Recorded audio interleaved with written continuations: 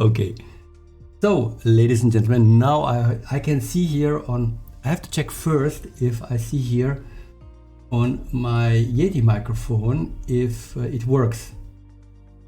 So, because I have two buttons I have to press, one on the Stream Deck and the other one on the Blue Yeti. And yes, good morning, good afternoon, good evening, wherever you are. Welcome to the World Flight Tour from Seattle around the world back to Seattle. And we are now in Saigon, French Indochina, which is it's called Ho Chi Minh City. And from here we are flying over Kampong Bay to Bangkok. They started at 5 o'clock, or they tried to start at 5 o'clock, but it was quite difficult. Light air, glassy water, and no wind. So it was quite impossible to take off, especially with the airplane heavy loaded. So they discussed how to do this, and actually they find a solution. So they started with probably, I don't know, 40% fuel or 30%, whatever. And they stopped in Kampong Bay where a US destroyer was.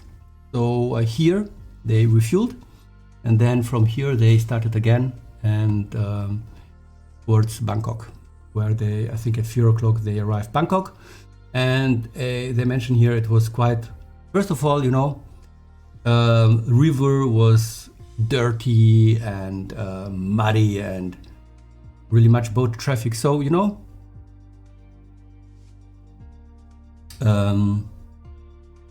pollution was also by this time in 1994 an issue, probably much more than today.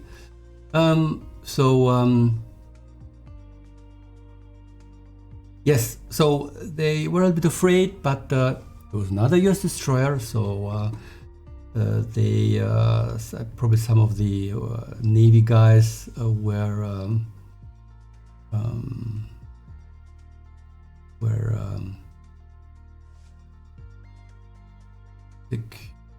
probably it was decided probably to secure the airplanes by the US destroyer, which was done actually, so that nothing happened to the airplanes in Bangkok. And yes, so it's also mentioned here, because of the previous experience in taking off with heavy loads in the tropical zone, a fueling base was established in Kampong Bay, so 295 nautical miles. And they were flying overland, so they took the direct way. So from here, to this bay, Akshajia, and then to Kampong Sam, refueled, and then back here. So we will do the same thing. So now, as my microphone is on, everything is ready. Let's start. Okay.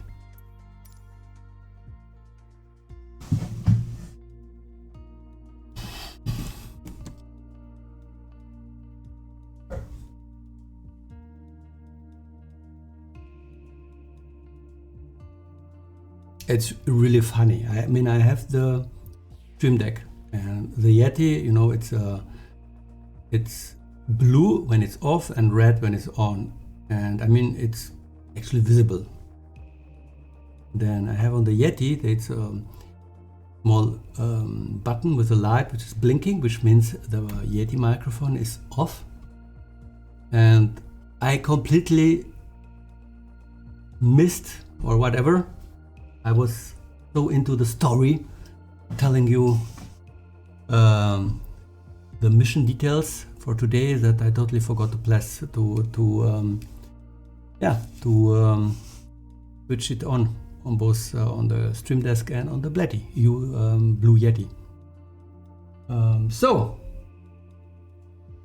as I mentioned, I need some kind of, I don't know, a red button behind the web or the camera. That's not the webcam. No, where it's blinking. Yeti is microphone is off. Microphone is off. Something like this. Tower Cessna Delta Charlie Echo Tree Zero Whiskey ready at runway 7 Okay, right west we're a little bit departure. late. That's how it is. Cessna Delta Charlie Echo Ready. Tree Zero Whiskey cleared for takeoff runway 7 right west departure approved. Here we go. So first of all, refuel. Well, perfect weather. Let's start. So, ladies and gentlemen, Caribbean Air Taxi is starting from Ho Chi Minh City to Bangkok. Enjoy the flight.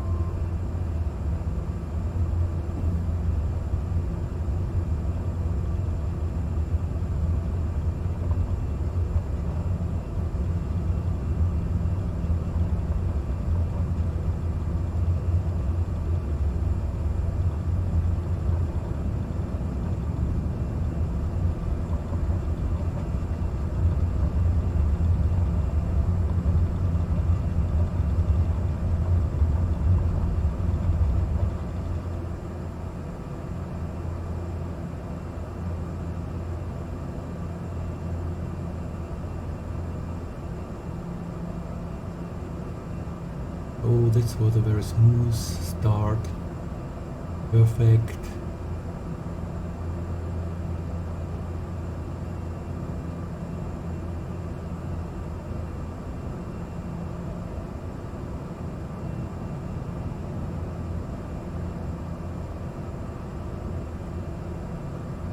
Okay, here we go. Cessna Tree Zero Whiskey, continue for west departure. I will contact you next when you leave my airspace.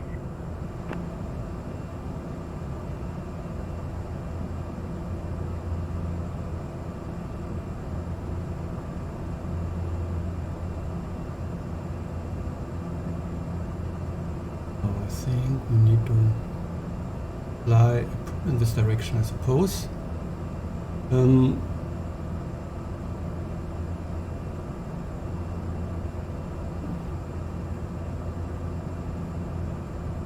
will shortly open the map to see, because Cessna Tree Zero Whiskey, did you hear my last transmission? yes, because we need to. Okay, let's wait a moment. Let's first get to 1.5 altitude, and then oh, raining.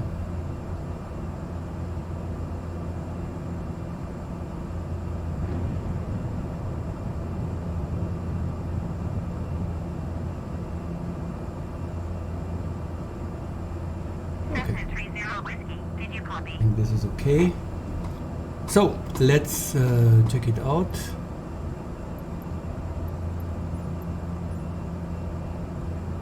Just have a go to this direction just to see which angle, and then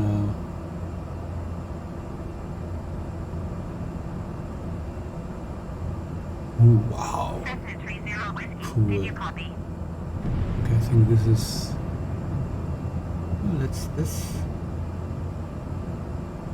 I think this is okay. So Cessna Tree Zero Whiskey, yes. you are leaving So, my airspace frequency. 238, 237. I think this is okay. That's perfect. Then we are flying here, and then from here, dimension along the coast. Yes, that's perfect. So let's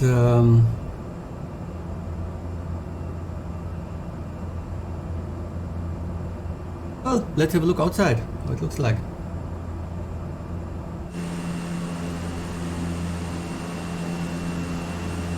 Cessna 30 Whiskey ATC.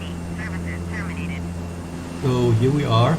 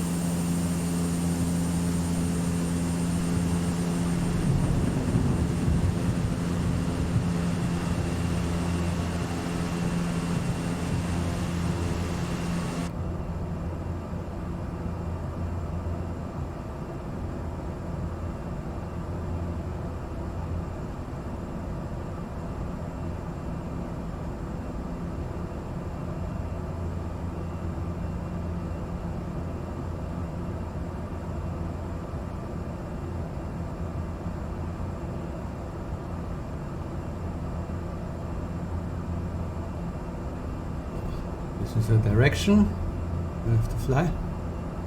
So,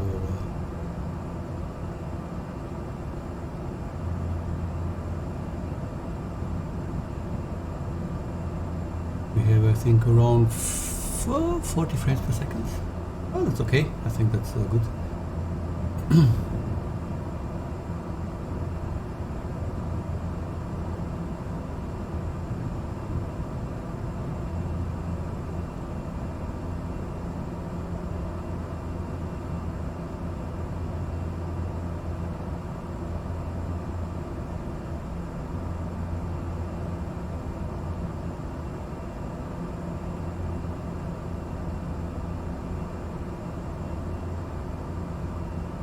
So actually this will be a long flight today. We are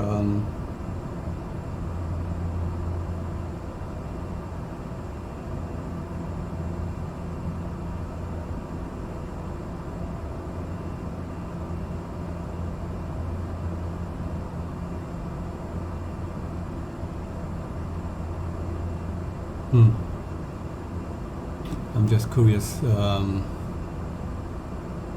Some kind of a render delay, and I'm not quite sure why. Well, sometimes happens.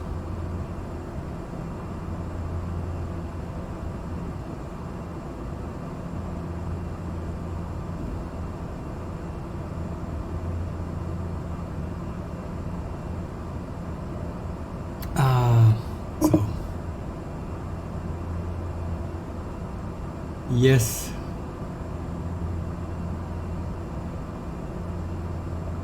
So I was the other day watching a quite interesting video. There was well, another enthusiastic pilot, which actually described the different settings and what does it mean having the specific items on and off, or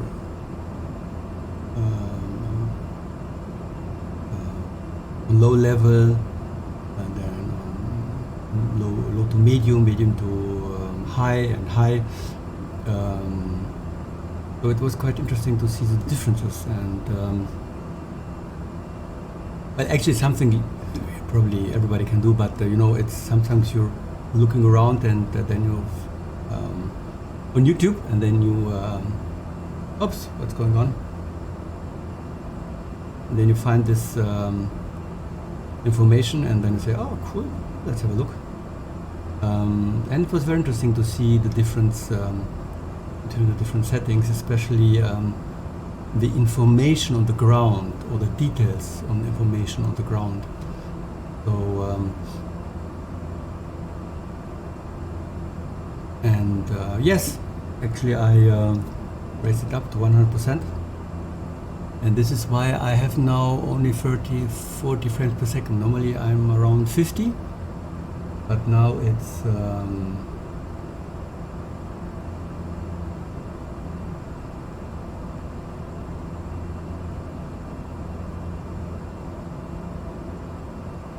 Yeah, but now it's 40, but it's okay. I mean, it's still smooth, everything. So even so, I'm watching on my Twitch channel, and it seems that it isn't really smooth there. But actually I don't know why, because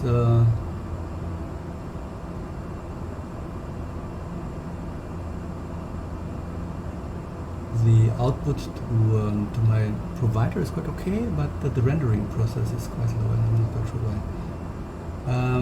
Sometimes it's so. Now I really can understand why people have two different PCs. One really clear for playing the game, and the other one for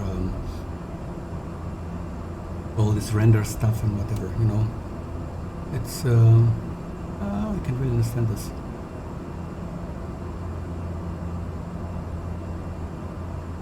We're back.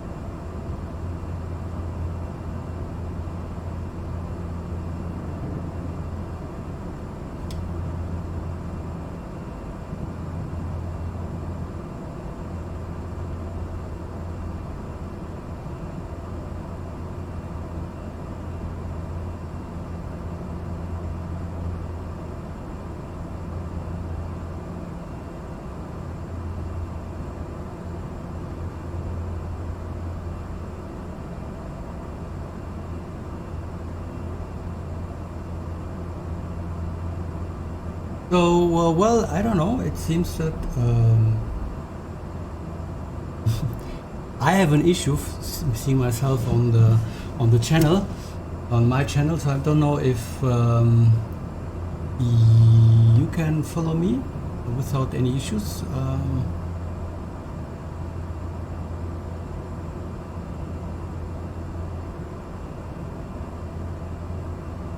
I hope so.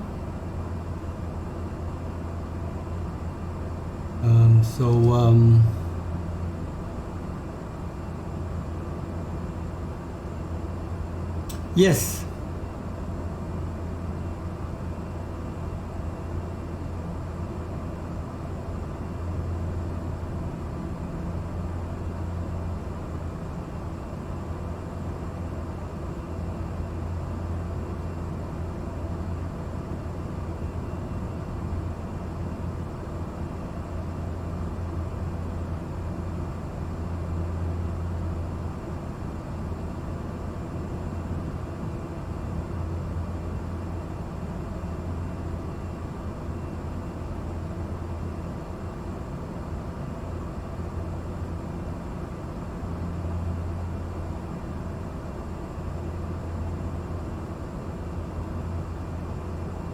That's really funny. So I hope that everything is okay. It seems that I'm streaming and that's everything running perfect. Besides that, if I watch me on my Twitch channel, I'm not quite sure if everything works. So if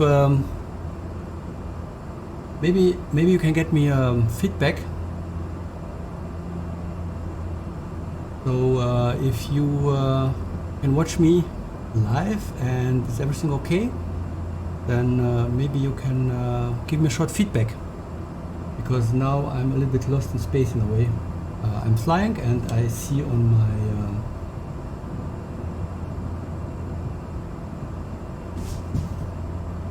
my screen on OBS that it's working, but when I try to access my account on Twitch, then it's everything like moving like a robot in a way. So yes.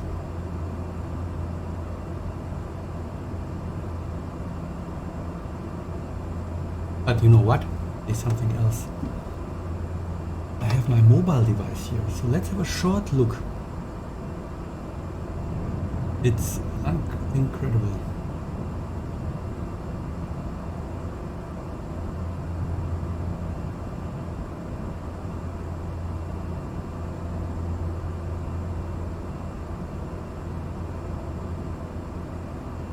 Ha! It's working! Cool. So everything is okay.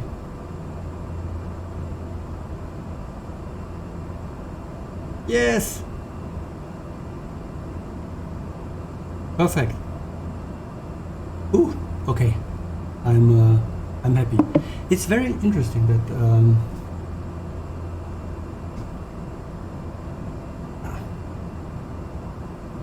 that I cannot follow on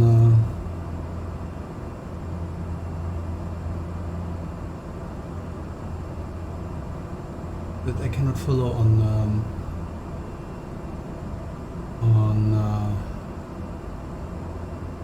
the browser myself. I mean, it worked normally, but now it seems that it doesn't work anymore. Ah, well, that's how it is. So I think I'm happy that everything is perfect, is working. So let's make a hi.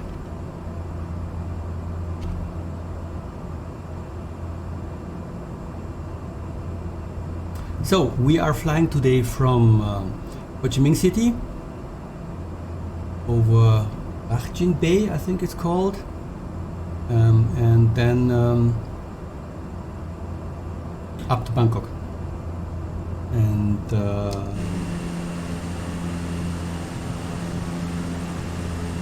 wow, look at this, that's really nice. Yes, I made 2 changes actually. We are in the right 240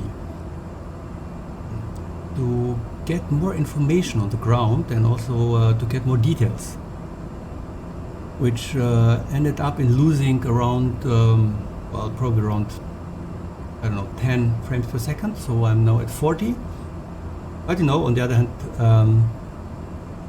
it's still smooth, everything, so it's not perfect. And I think the important thing is really that we see something here, no more details. It's always wonderful. I didn't oh,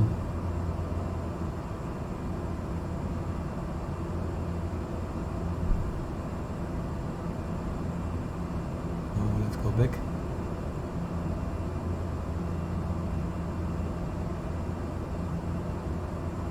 To 40.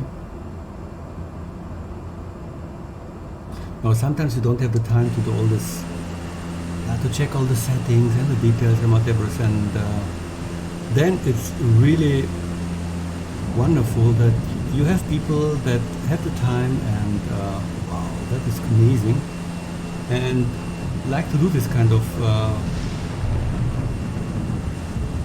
testing and these little things, you know, to find out what happens if I switch this on and off, or if I move from 10% to 60%. What an effect is there visible on the screen or not, and what does it mean in terms of frames per second?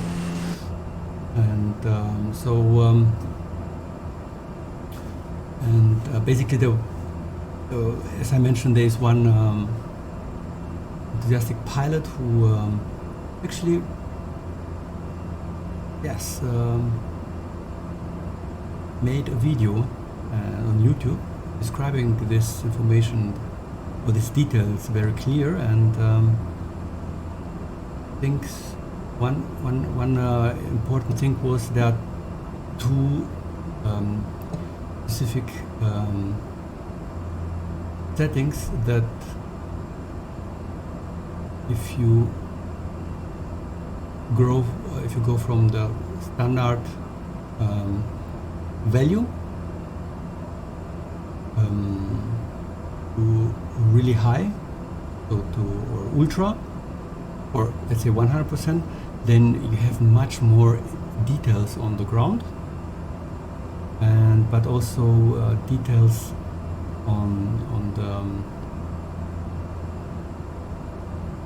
the textures in terms when you are flying over a city, you know. So this if you have a building, then the details of buildings increases quite a lot, and well, and you know, basically this is what's for me very important. So I'm using as default settings the medium ones for the Microsoft Flight Simulator, and in addition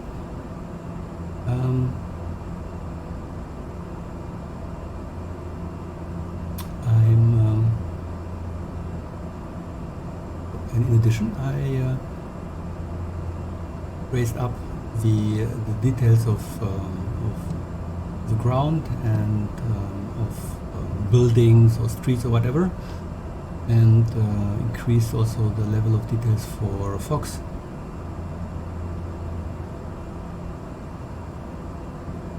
Not for fog, sorry, for clouds. Fog is a fog. For the cloud, but me it probably has an influence. So because I mean, you're flying around, and I think it's important to have really nice and really beautiful clouds. I think this is important. So that's basically the main changes I've done. So yes, so microphone is on. We are on, we are streaming, everything works, so that's cool.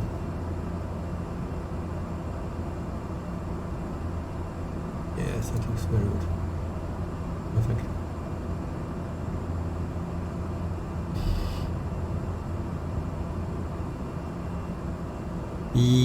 The other day, so last week, actually, I wanted to fly last week from Thursday, Friday, the flights from Ho Chi Minh to Bangkok, and then the next sequence. But Cyberpunk 2077 well, was released, and when I was watching the trailers and you know this all this information about this game, I was really thinking of Blade Runner, the game with the film with Harrison Ford. So in a way,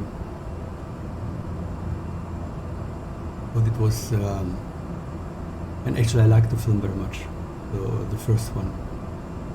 So I said, yes, let's make a break with the flight simulator, dig into Blade Runner or Cyberpunk 2077. And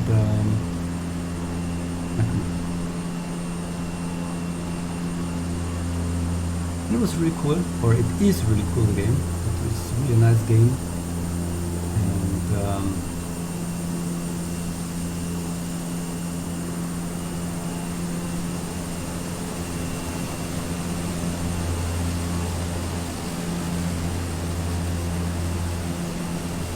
oh, it's really beautiful.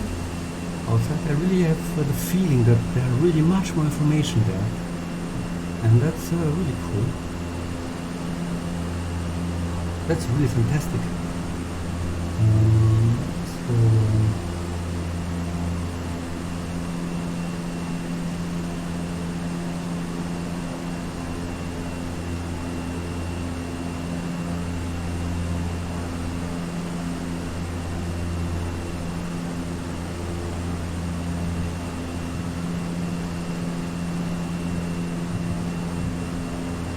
I'm just trying to get this working on the YouTube, on my Twitch channel, and also see a little bit the chat. It seems to be quite complicated. I never use this on my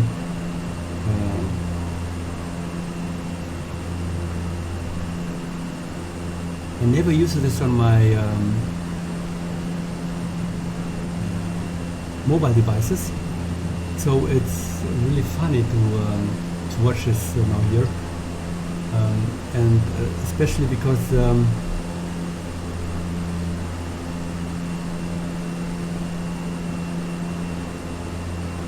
we go.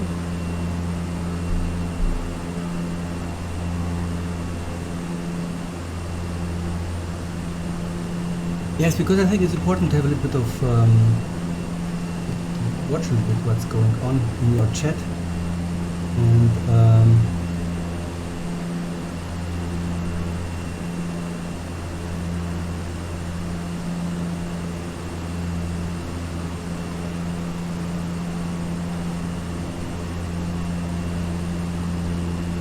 so now it's online, and now I can have a look. So I have one follower, so hi. It's perfect. I think I had before 2 followers, but maybe due to the issues with the live review, it was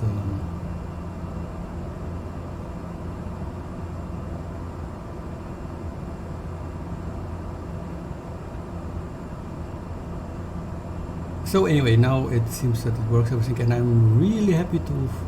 It's really something very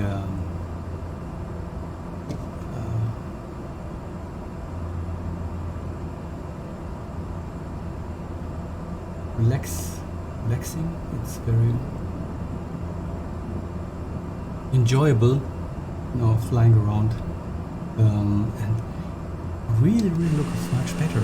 Look at these details. It's really fantastic.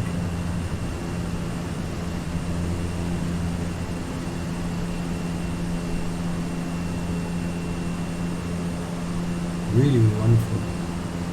Look at all these details.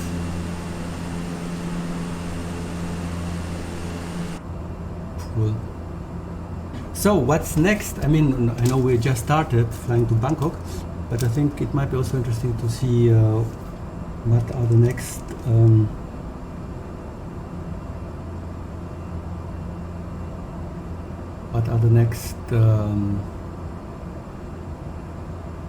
destination points. So after Bangkok, and actually I in the log file, well, the daily report, they mentioned that they had to stay for 1 day in addition to prepare everything for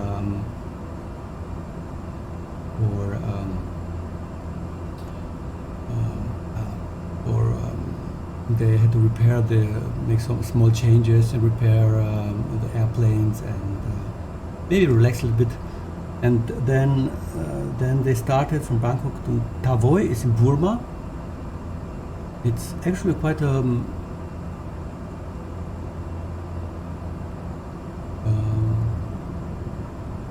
short flight. It's around 290 nautical miles, so probably we will fly less as usual.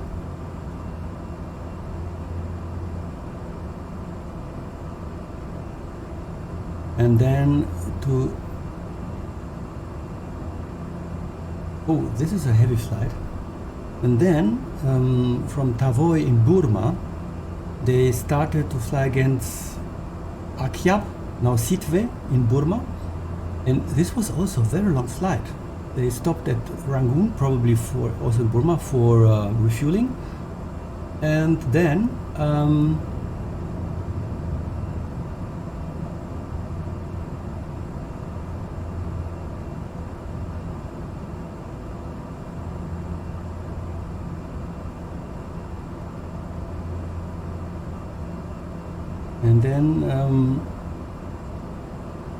yes, and after refueling, they flew to Sitwe, Burma. So it's around, based on the log file, it's around 775 nautical miles. So wow, quite a long flight.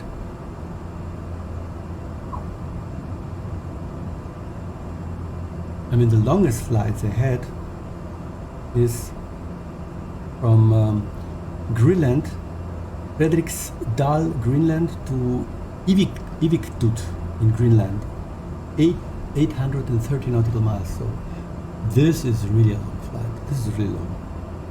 830 nautical miles. That's amazing.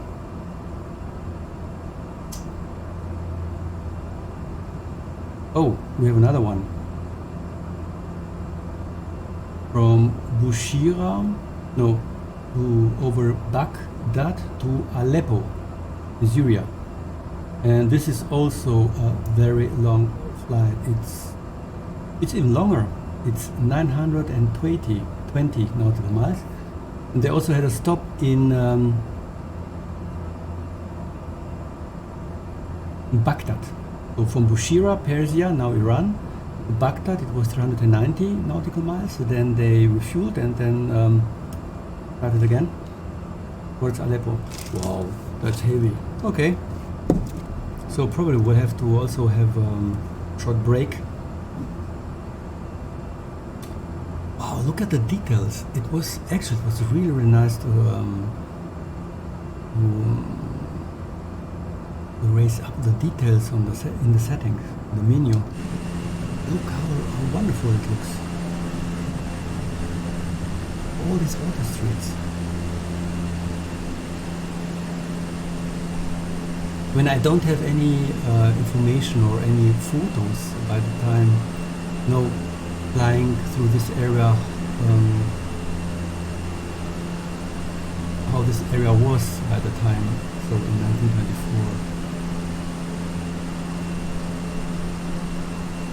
But amazing, and it's really wonderful outside. Look at this beautiful weather and the landscape, so really, really nice.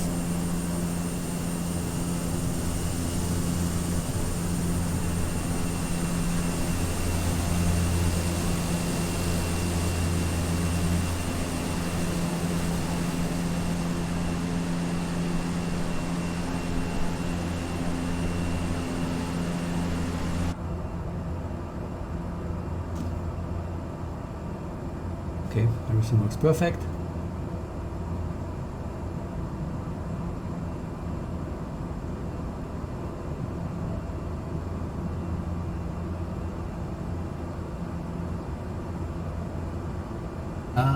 Here we go.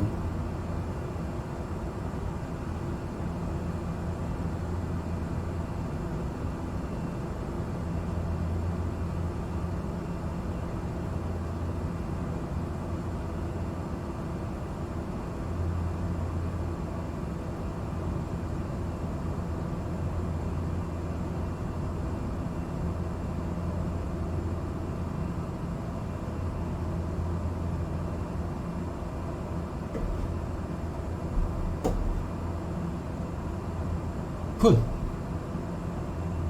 So perfect. So maybe I will do this in the future. Probably.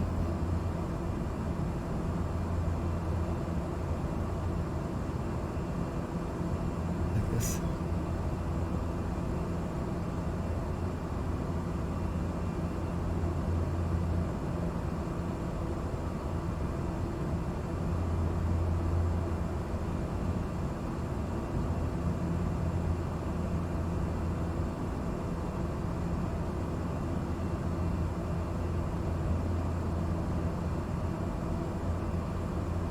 Hey, here we are.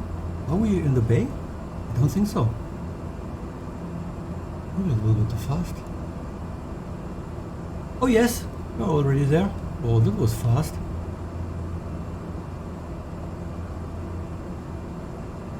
Cool. So here we are. And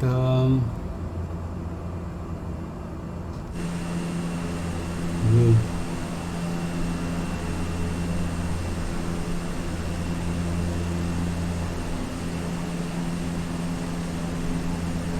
all these reflections, that's amazing. So let's go to full mode and then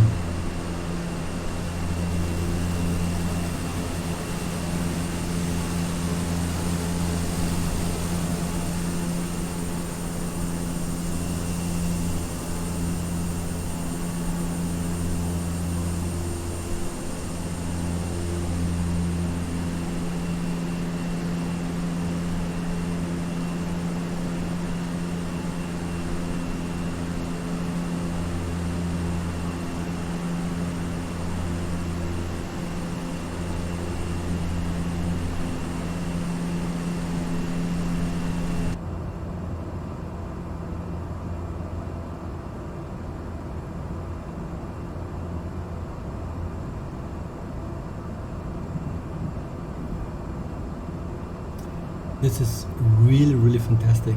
Look at these beautiful reflections on the ground.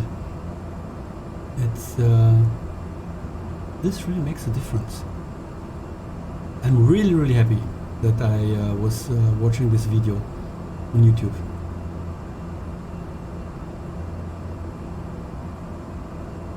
And also there was another YouTuber, so enthusiastic pilot, which also no, we always talk about frames per second. Okay, I need 60, I need 100, I need 200, whatever. But it's really strongly it strongly depend on the type of game you are playing. And he mentioned that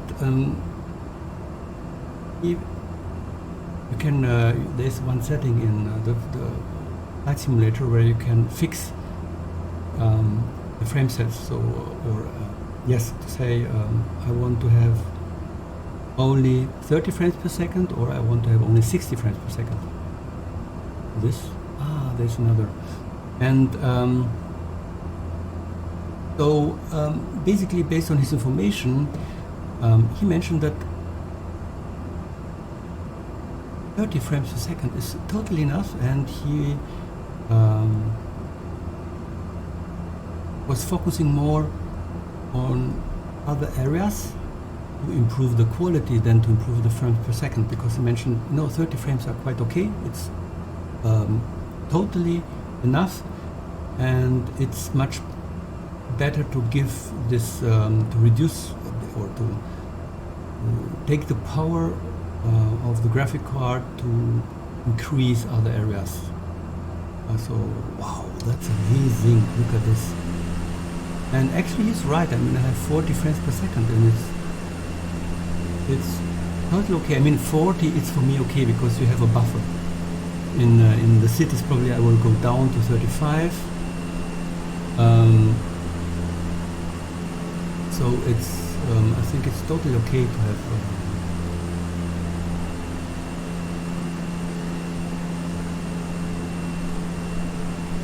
to have 30 frames or 40 frames per second as I have, because it's everything smooth. I mean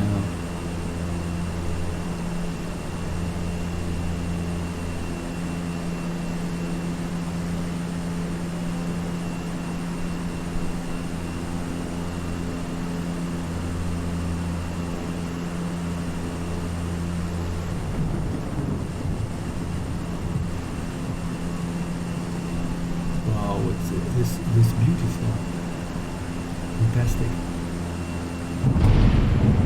Oh.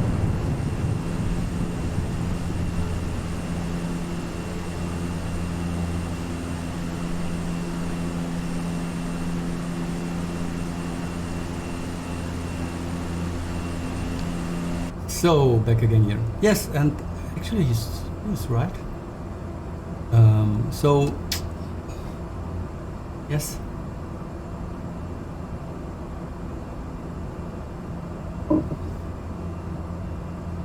And I'm quite happy. I mean, it's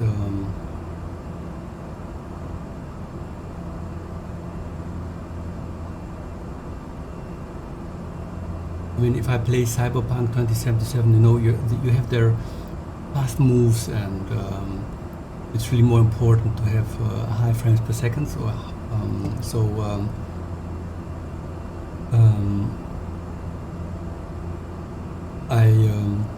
actually I'm lucky in a way, because I can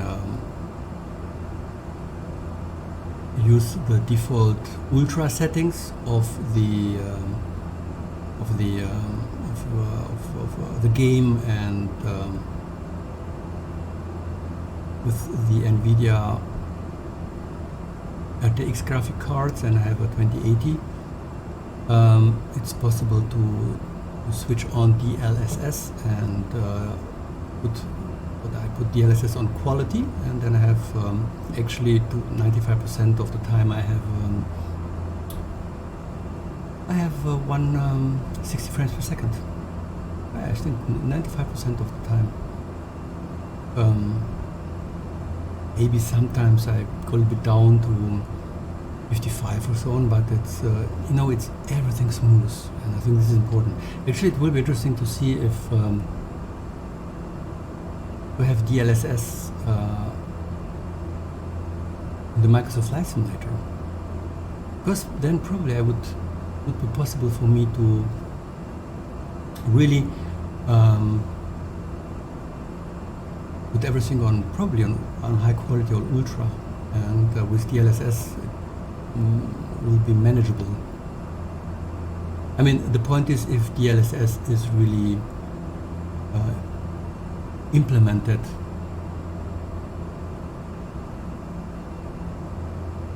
in a good way, because I don't have so many games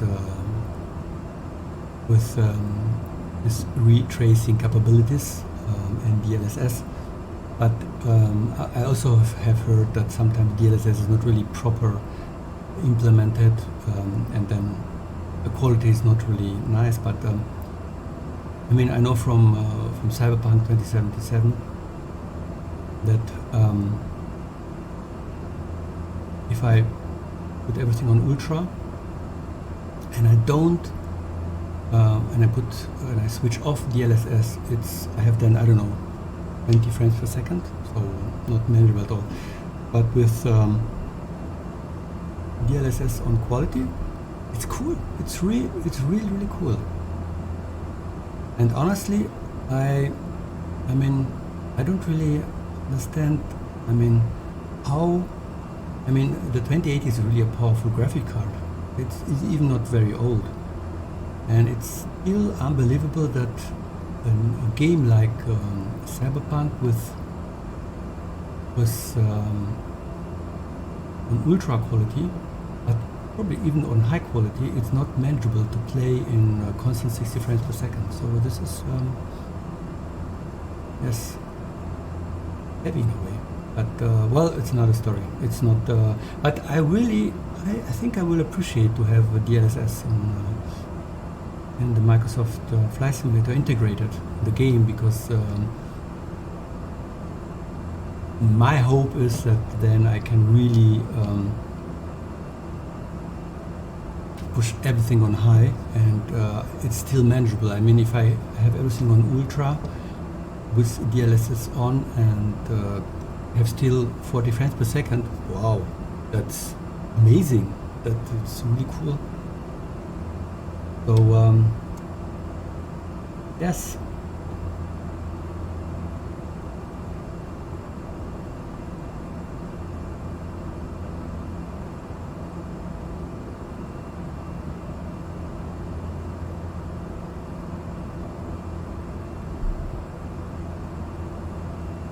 What's interesting, I normally have here an indication line where the computer shows me the direction to fly, and it's not there. So it's quite funny in a way. I don't know why it's not there, but yes.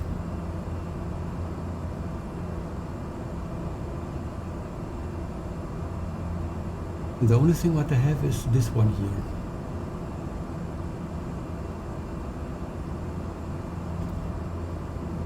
Okay, on the other hand, probably I'm too far away. But even here, normally I will also here it shows this indication light, this indication line, and the direction where you have to fly. So as you can see, it's not there. So very interesting. But I mean, it doesn't matter. I know along the coast, and then here it's, I have now almost, how many flight hours?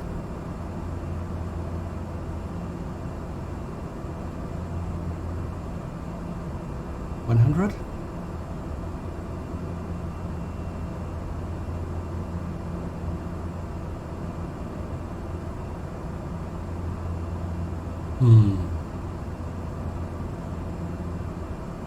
I think 100, something like this, around 9,000 nautical miles. So well, I'm not an expert, but you know, I have a feeling. So that's quite okay. And also very interesting, my CPU power is 33%, GPU 71, 72. It's quite lower than expected.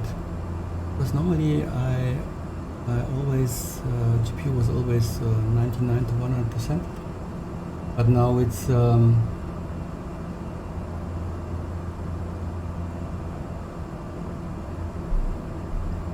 it's 73, 74, so okay. Maybe some improvements with updates. Who knows?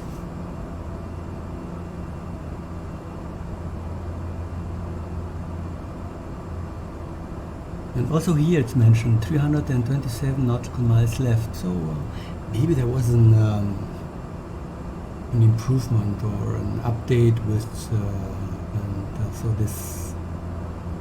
this indication line is no longer visible or available, because also normally when you start, you normally see the line. Now, as you can see here, this is where we are, and here is indication that's quite on the right side, so it's not visible, which is okay. I mean, we don't need it, but it's interesting to see that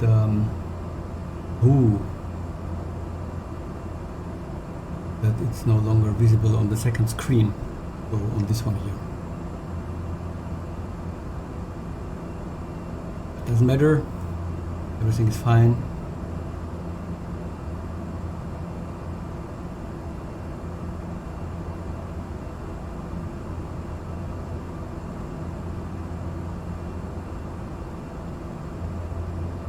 You know what? Actually, I like it much more to have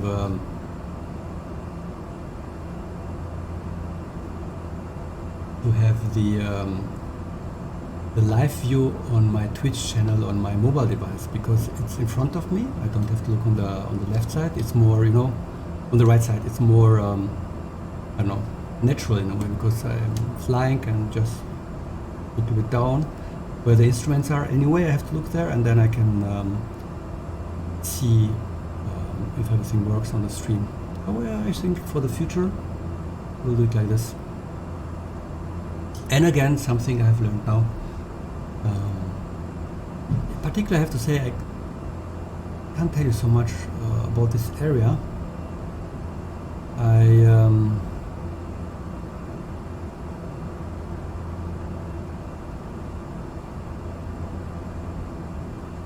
I never was in Vietnam, so as I mentioned, I have friends who were here several times. Long time ago, so in the beginning 1990. So where I think Vietnam wasn't so they started to prepare for the tourists, you know, started to get attractive for tourists. Normally it's always like, you know, some few people find a new area and they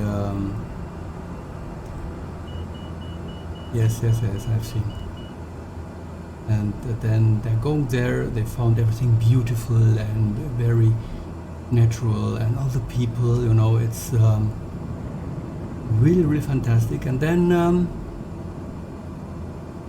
wow, look at this, amazing. And then of course they start to, well, you know, some of them write books, the other one starting a blog or whatever, telling about this wonderful area they were. And so, and then step by step, more and more people are interested in this area, and then the big companies are coming, you know, and push the tourists into this area, which is, of course, on the other hand, is for the area for Vietnam probably it's very good because it's money that is coming into the country and helps the people quite a lot. But this, on the other hand, this special flair is then no, it's after a while it's gone. Or maybe it remains. I hope so. I mean, I really hope that we still have beautiful areas in Vietnam where you know, it's still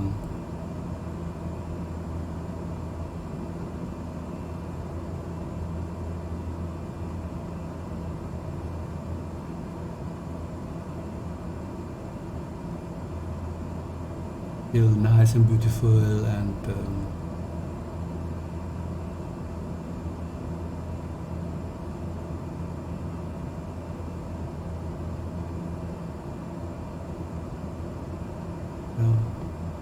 and without too many tourists. But you know, I mean, everybody want this, but on the other hand, you are the one who is looking for the specific area, so you are the tourist who is going there.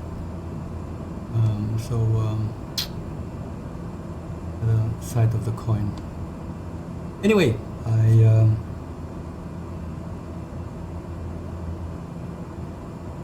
am flying around. It's really wonderful. It's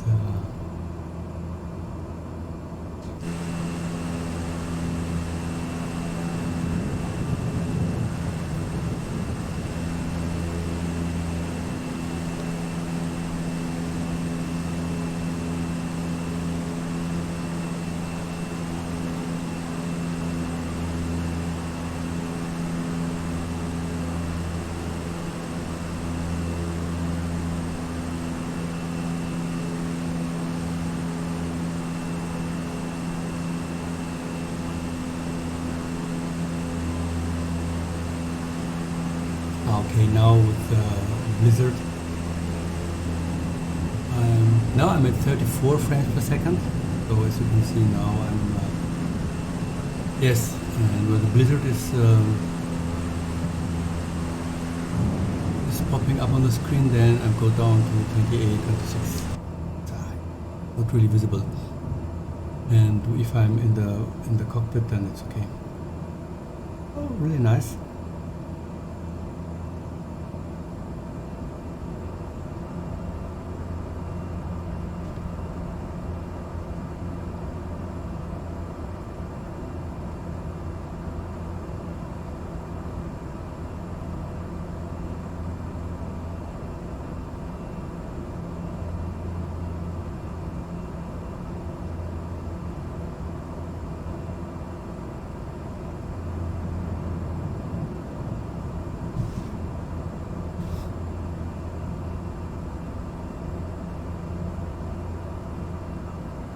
It will be actually really nice to simulate. I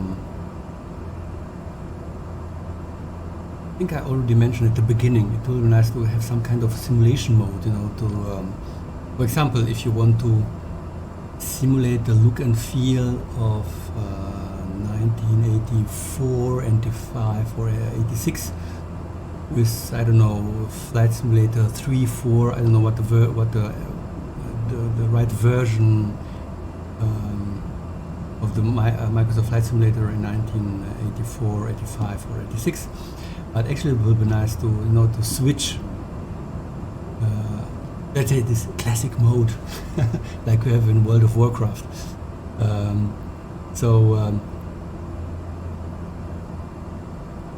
Switch to classic mode, and then you are flying in the same, I mean, the same surrounding where you are, but then you see only pixels, because then you are flying the classic mode of the Microsoft Flight Simulator in 1984. But another thing what I think might be quite nice, oh, that was amazing, maybe to have this kind of how to say,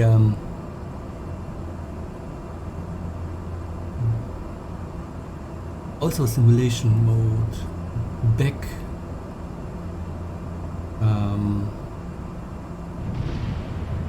back in time, maybe I can call it. So classic mode and back in time. So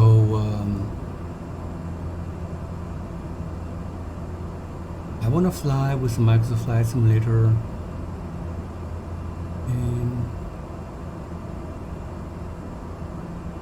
and going back in time, maybe until, I don't know, 1855 or 1730, and they are just to, I mean, this is really simulation mode, and in fact to just simulate, okay, how had the different areas, how were they looking in the past, so 100 to 100 years ago. Was, for example, this area was everything with trees and maybe one or small village, or even no village at all. So this kind of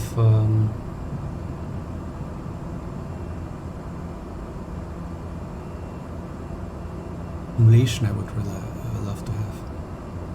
Or for example, I don't know, go back in time, I don't know,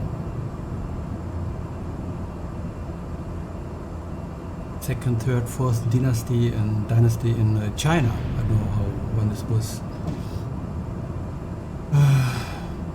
300, 1000 before Christus, or whatever, no? And then flying through China and see all this,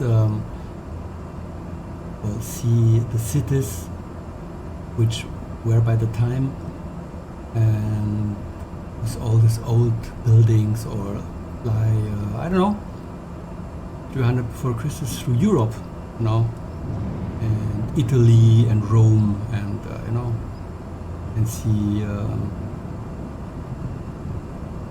the area, the city, how it looked like, and at the during or in this time, or by the time, and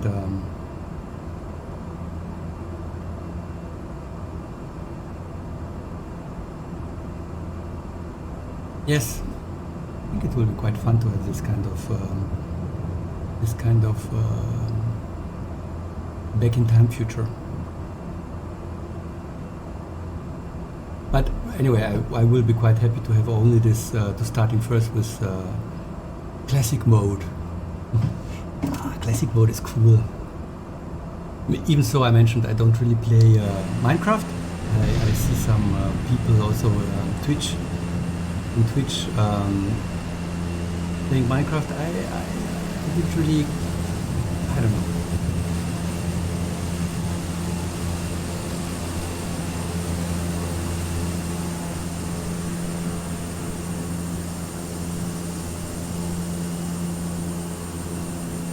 I don't really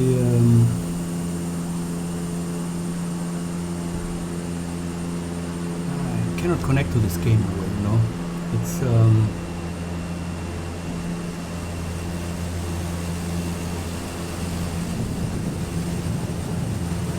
that's cool. Coming from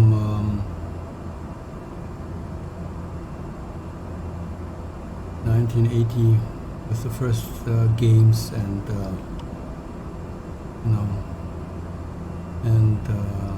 on Atari, and then on the first PC, I'm so happy to be where I am now with all this beautiful graphics and yes, these possibilities with realistic mode. So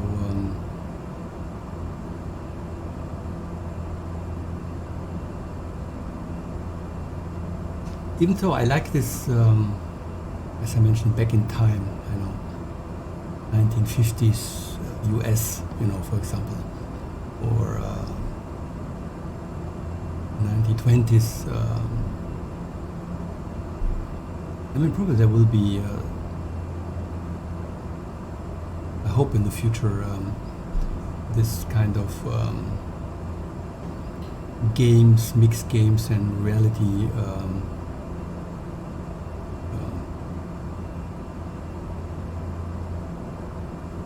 maybe games or whatever, simulations, so VR or even without VR.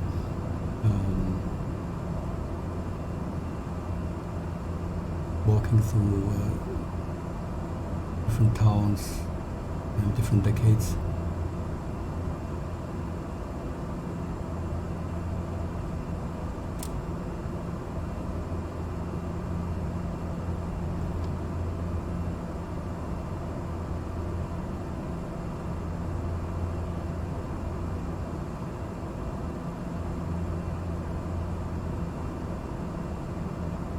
So this is, I think, the first. These are the small mountains before coming into the bay where they have refueled their airplanes and then started again.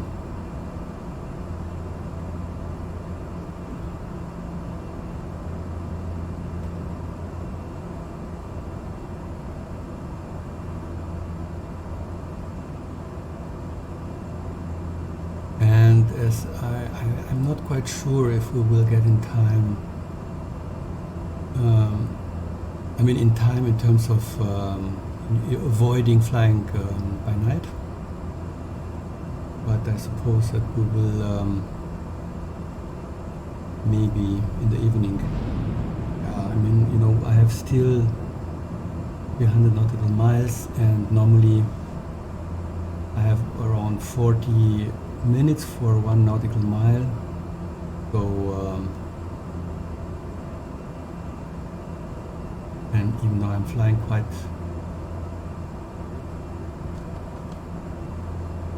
flying with 160,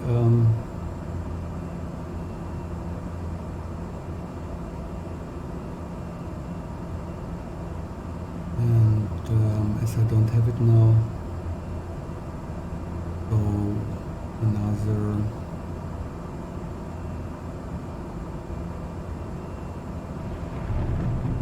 2 hours.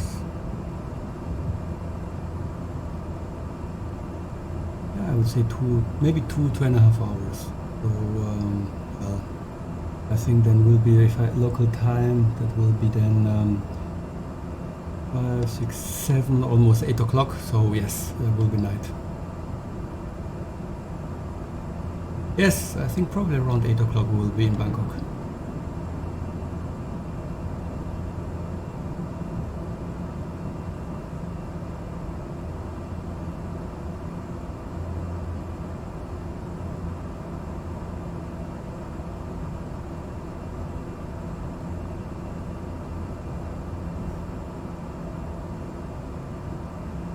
Okay, everything is working perfect.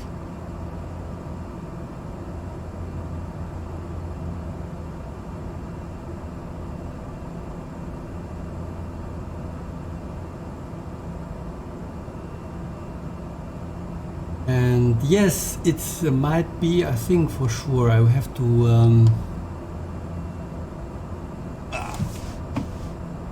I have to switch a little bit with flights now over Christmas and New Year, because as I mentioned, I'm playing in my living room, and as my daughter is in the kindergarten and my wife is at work, so in principle it seems that I have to find a solution. So definitely I have to switch.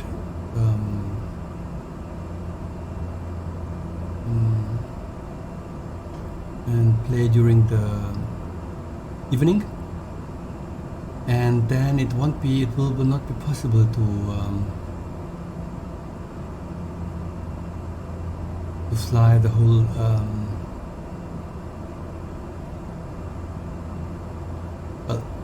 the same route or the same sequence like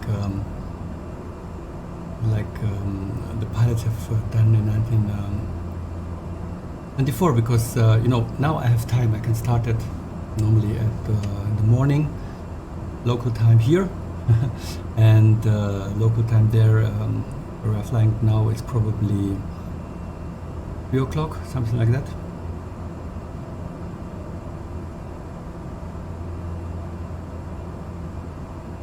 Yes, 2:30 local time in Asia, where we are flying now, in Vietnam. And then I have up to 5 hours, you know, where I can I can fly around. Yes, so I have to find to switch a bit on the evening and then see how to manage this. Make small steps. I mean, fly the same route, but probably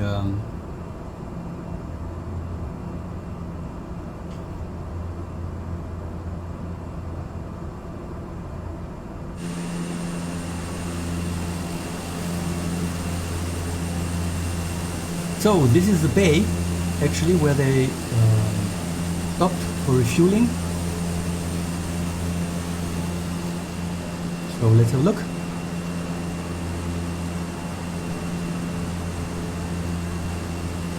Here we go. Oh no, sorry, next one. Okay, so we are here. So here they refueled. Somewhere here near this island they mentioned.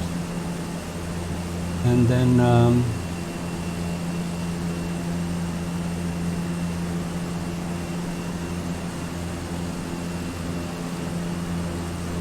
and they started again, and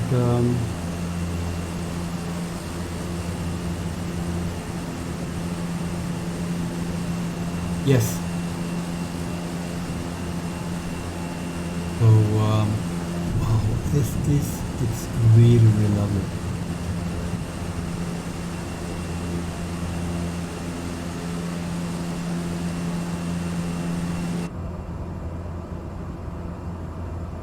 Look at this.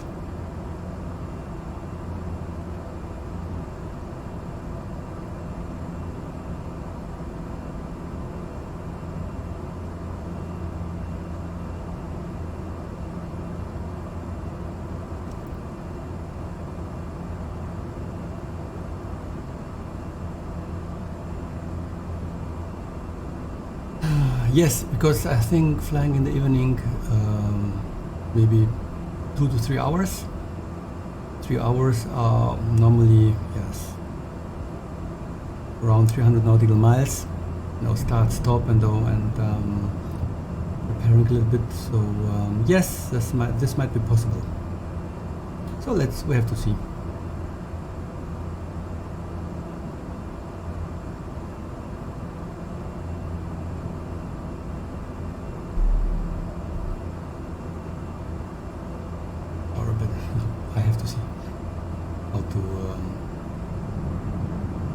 To get things running.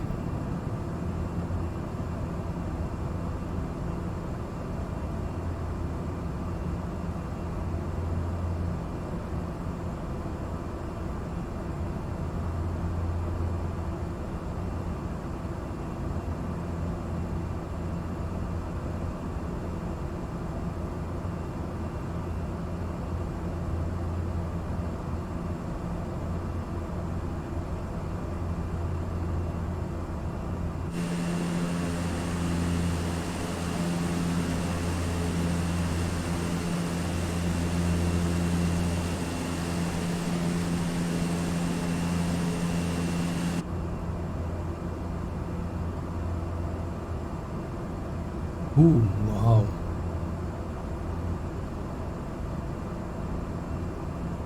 Now, here we are now. Let's zoom out. This is much better. I think that's cool. I think this is much better because now we can see a bit more the direction, and that's perfect. And let's go here down a little bit along the river. Let's see if it's possible.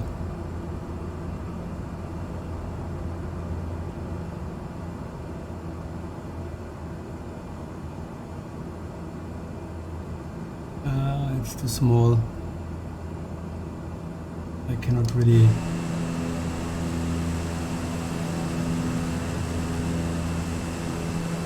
Actually, I would really like to, but this river is really, really too small. Ha! Okay, it's not possible.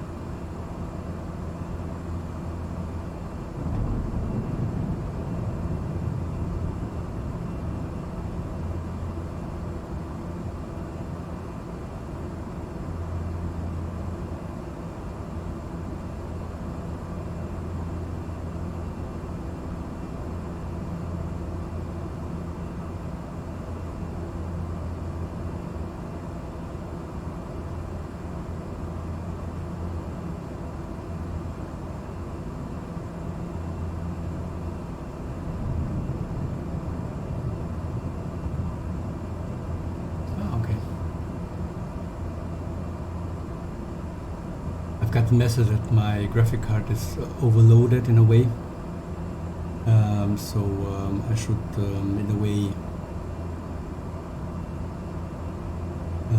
reduce the quality of my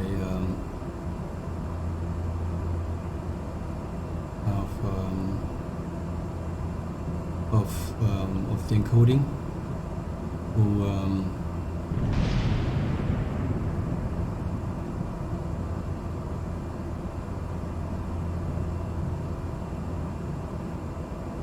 Because it seems that there are some frames, even so actually I don't really see it on my live view, but because now I am down to 48-50 frames per second encoding.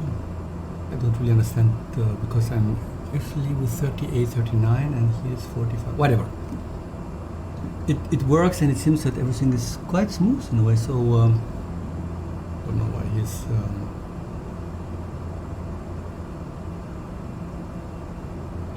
probably when I'm playing a faster game, then it might be that I got into trouble, but for now it's everything fine. So here we are.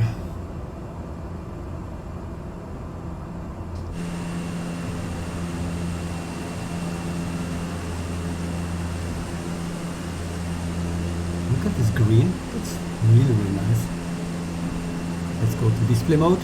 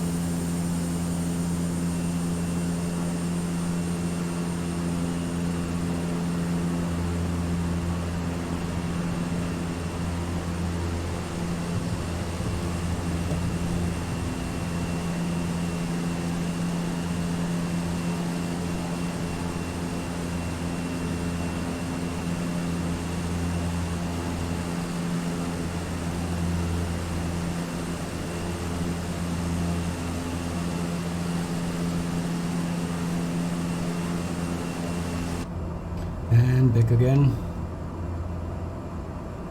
Oh. A bit more to the left side.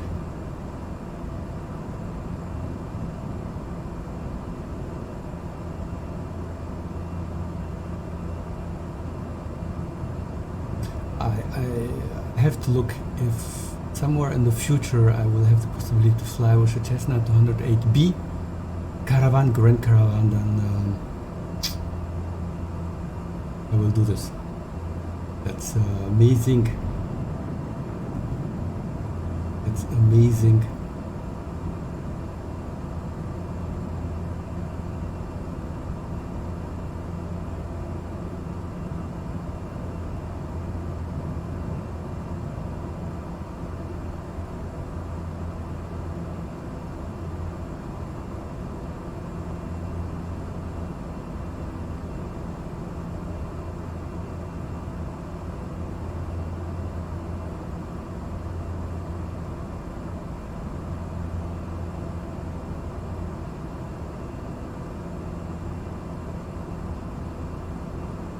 would say yes, 2.5 hours left, but I think it's a good time.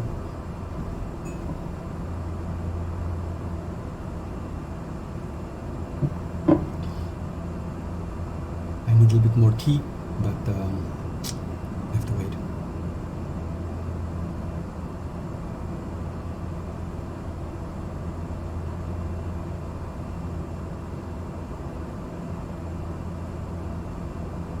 Yes, so in principle I will probably fly a little bit, switch the time frames for the next 3-4 weeks. It's also a bit because of the corona, because things, change a little bit, and so I have to end Christmas in Europe, so yes, I have to adapt myself to different times when streaming. So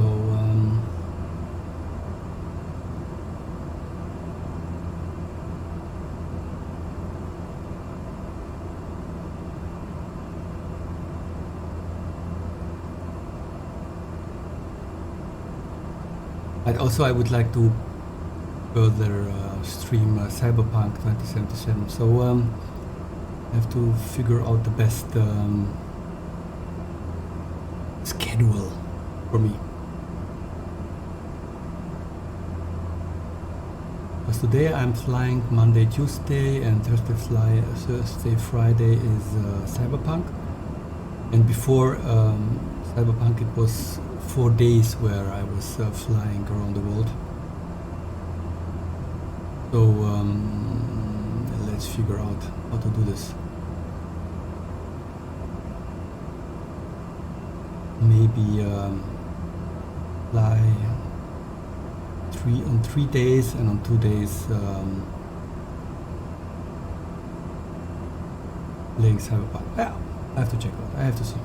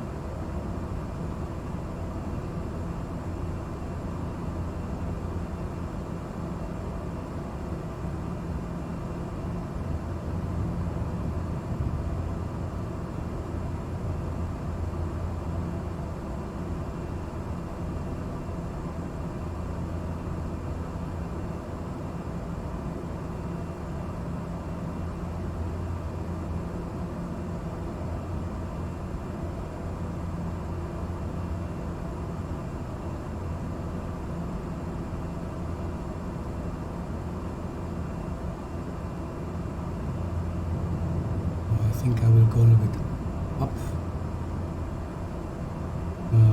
1500.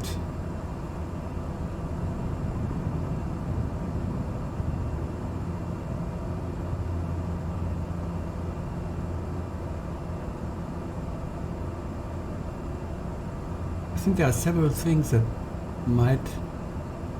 maybe hopefully in the future will come, and also give the players the possibility to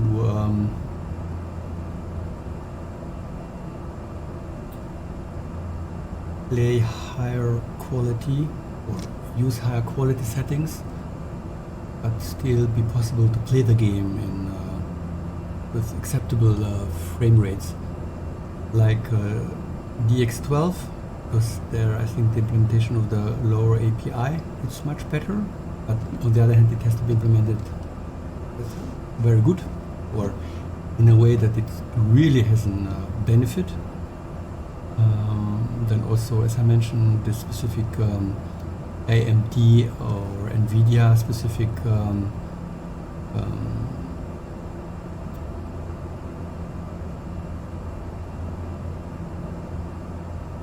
abilities to use the special ability of this graphic cards like DLSS, for example,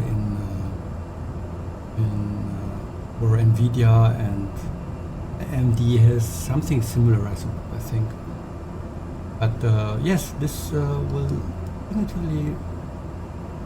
I hope that it, on the other way, will give us or the players or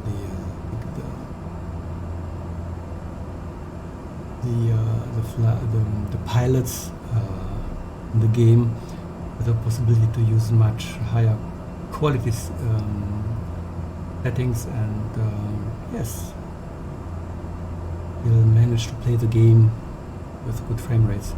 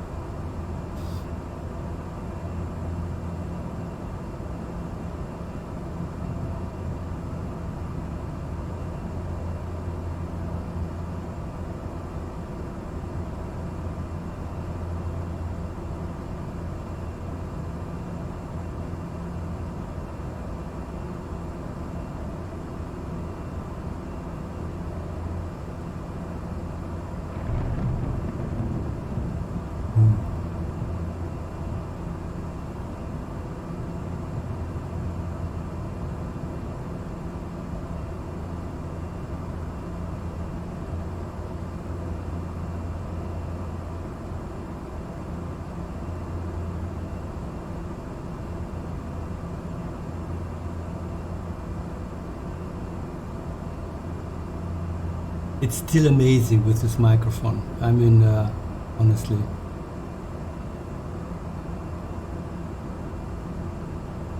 It's always this kind of, okay, be prepared, look for your microphone, that it's on, look on the stream deck, that you have to press the button, and then I start and blah, blah, blah, blah, blah, blah, and then nobody can really listen and understand what I'm talking about. Wow, look at this, that's cool. It's really, really fantastic.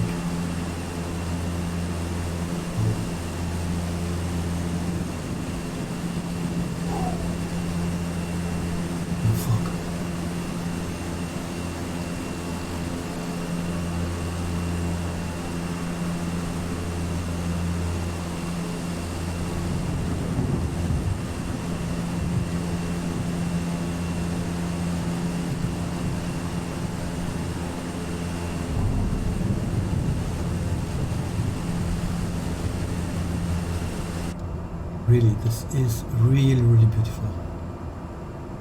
Wow, all these colors, look at this. And look here. You see? Fantastic. Really fantastic. Wow. This is really cool. I mean, now here, if you move left and right, you can a little bit see that 30 frames per second, it's visible in a way. If I will have 60 frames per second, then it will be much smoother, but you know, well.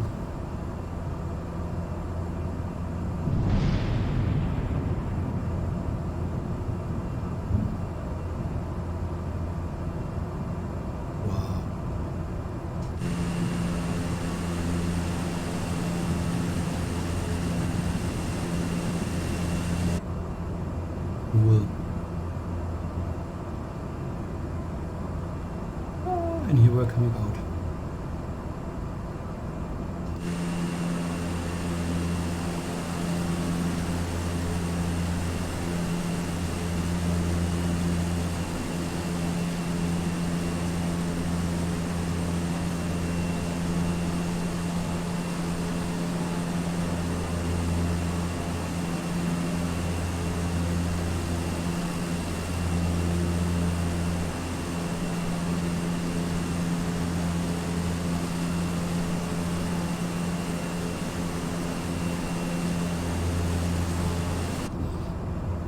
Yes, it's amazing. It's really wonderful.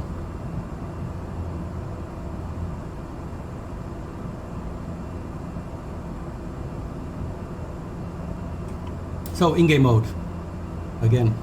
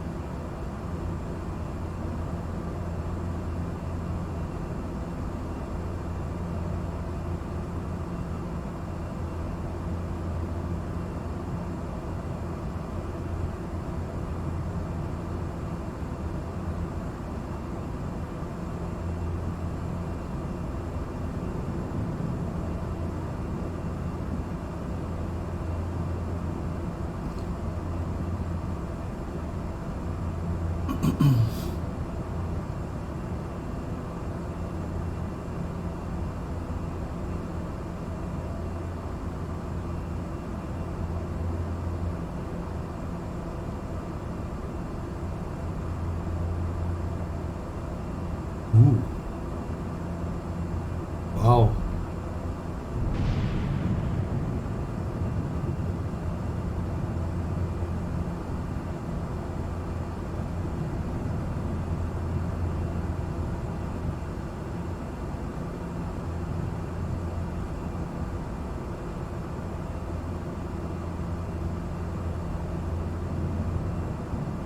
Very interesting that Microsoft Flight Simulator is not really using so much CPU power.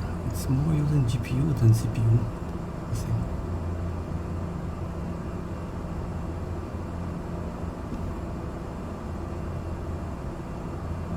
Yes.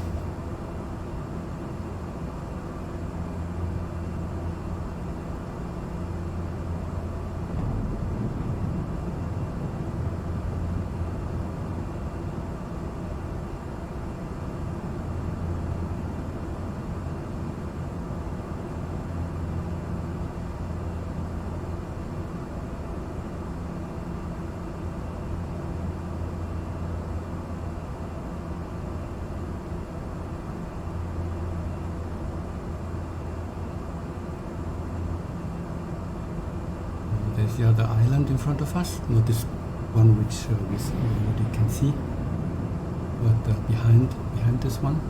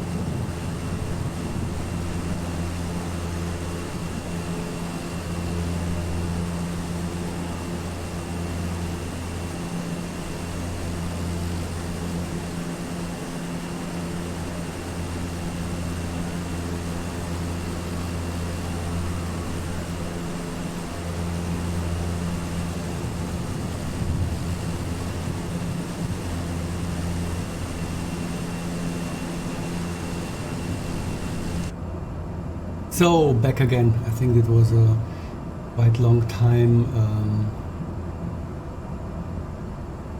well, maybe 20 minutes, but the sunset was really, really wonderful. So yes, sometimes we need to have we take the time for enjoying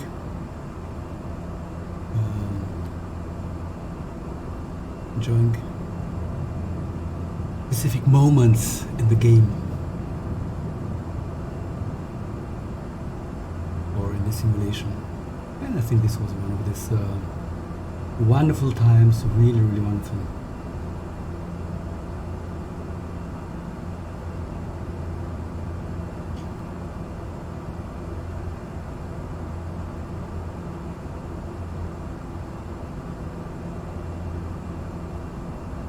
Kokut Airport.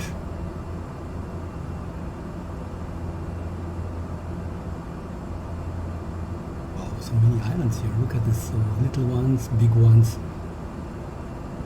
Well,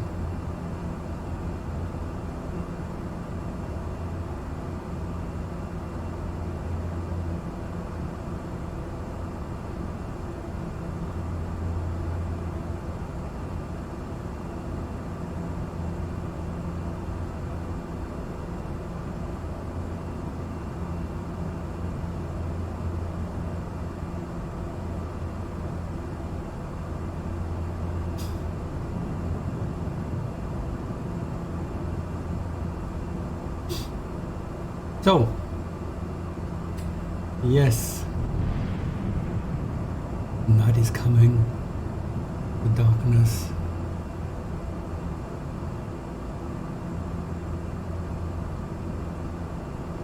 It's 5:30 local time.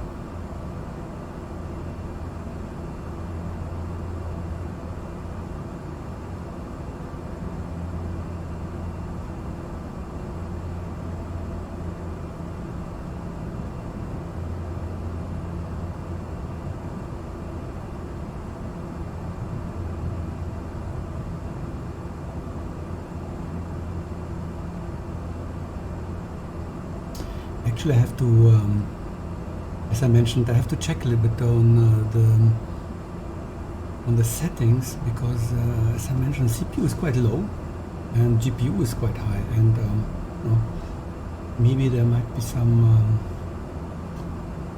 improvements possible to so to use a little bit more the CPU.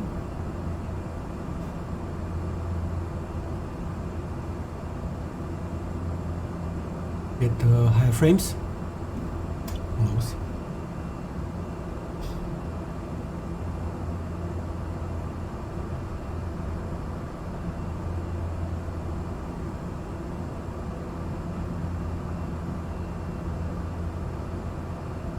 Really, really cool.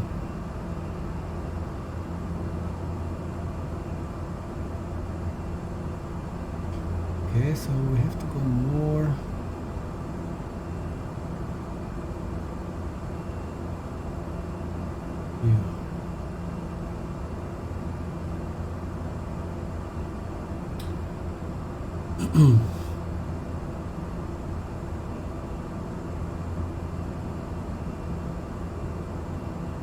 Actually, I would like to fly along the river into Bangkok. So basically the same route the airplanes have taken in 1924.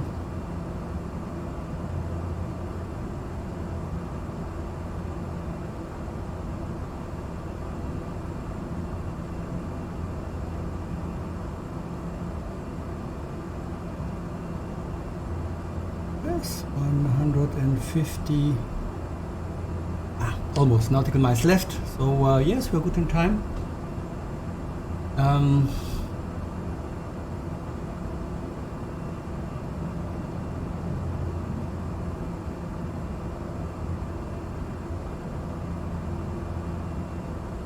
We are flying.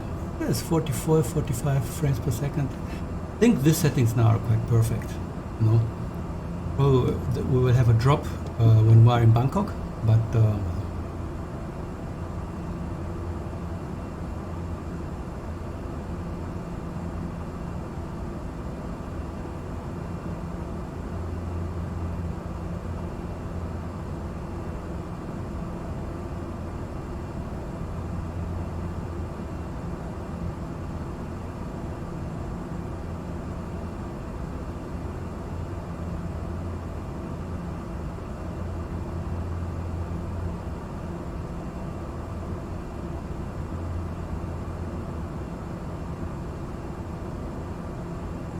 I think it must be really wonderful to fly around.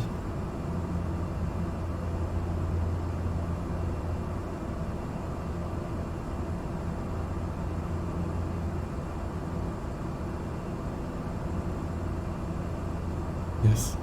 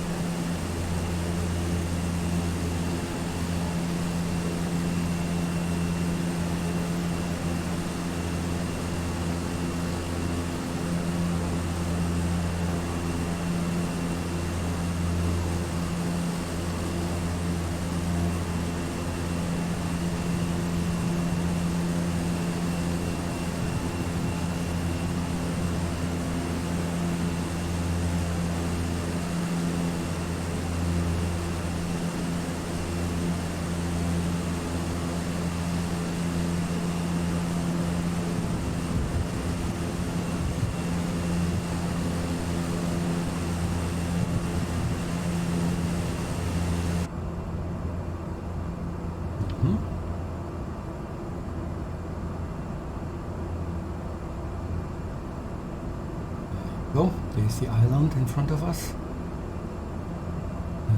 Yes, the night is coming. So now 150 nautical miles left. So 1.5 hours. A little bit less, but let's say landing and whatever.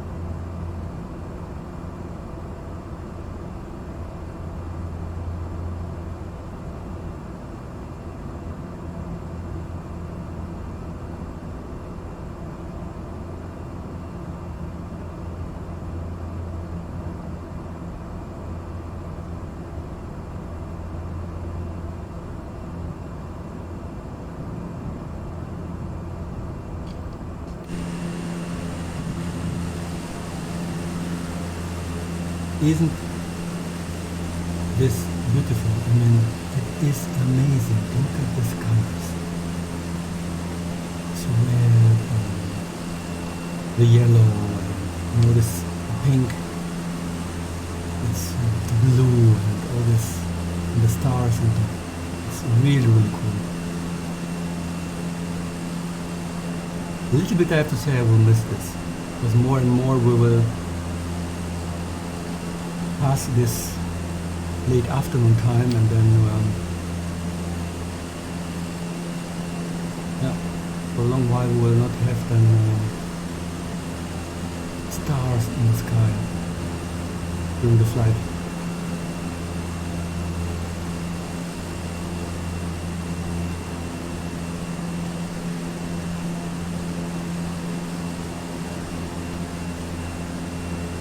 So yes.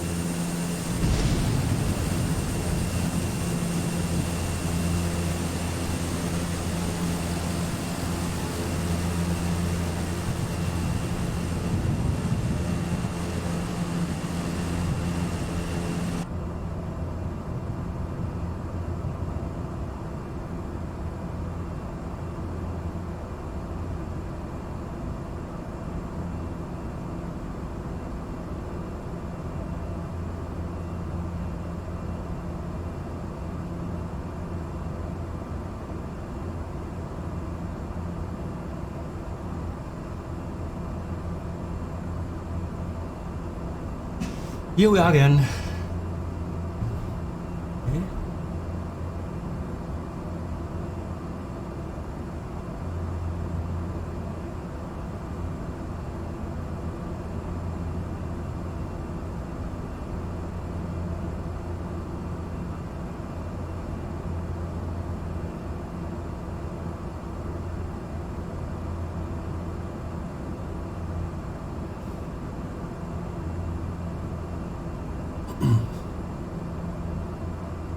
So yes, what's next? Well, in principle, I would. It would be very interesting to see. I mean, we are now going more and more towards Burma and India, and actually, how this area will be, you know. I mean, there are this kind of geographical changes, of course, but in terms of the fauna, I miss a little bit, no changes, really changes that you can see, it's visible, you know. This is nothing that I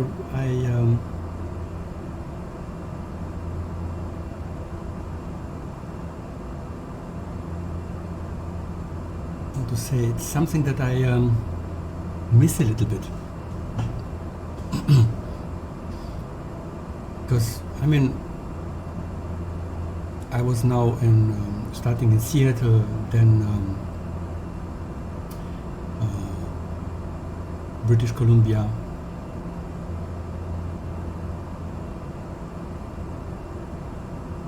Alaska, Russia, Japan, China, you know, and fauna in all these areas was a little bit the same. I also mentioned the buildings and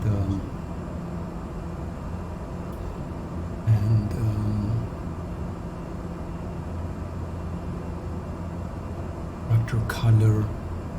You know, all this was also a little bit the same. I mean, sometimes yes, you have some special buildings and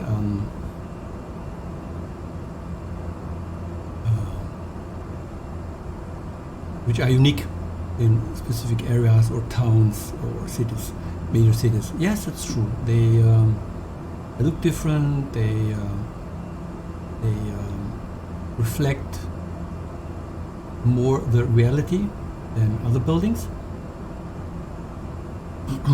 But on the other hand, there must be some kind of differences in a way. I cannot believe that, you know, flying over New York or flying over Tokyo or Shanghai, it's the same. It shouldn't be. In terms of maybe colors and, you know, the surrounding, lights, advertising on the walls, you know, all this kind of all these kinds of things, all these kind of unique items that are specific, or items that are specific for an area, or for a city, for a town, and again with the flora. And I think this is something that will really bring up Microsoft Flight Simulator on the next level in terms of the simulation and the reality.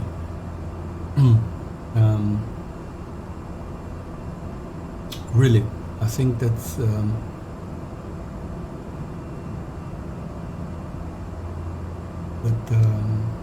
will be a major change, because I mean, you know, if I take all the videos, and I have now with this one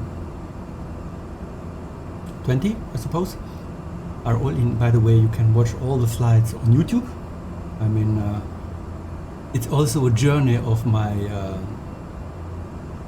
streaming career, let's say, because when I started, I started with a webcam. Now I have a microphone and a camera using for streaming as streaming gears.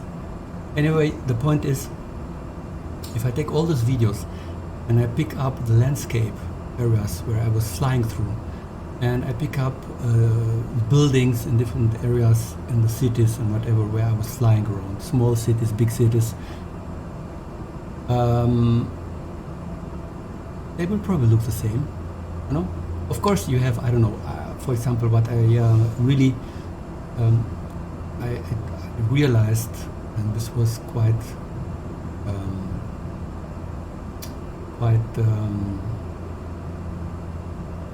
how to say, quite visible in a way for me, because it was like, oh, okay, what's going on here? So many high buildings in Shanghai or especially in China than in other areas in Japan, for example. So in Japan, there were a lot of small buildings, of course also some high buildings, but not this kind of, you know,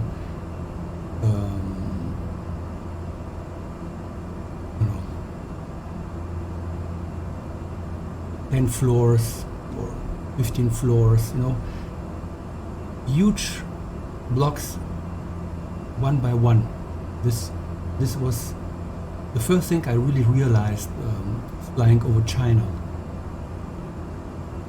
and also in the big cities, which wasn't the case in Japan. But the question is, I know that before entering Japan, this area was updated with a major update by Microsoft. So the question is, how looked this area before the major update? Was it the same, like, you know, the same style standard mock-up buildings, whatever, you know. And after the major update, then buildings looked in a way like I was seeing when flying around. So I'm not quite sure. I mean, maybe yes, maybe not. I don't know. But nevertheless, I mean, even so, I think there was quite. I had a quite positive.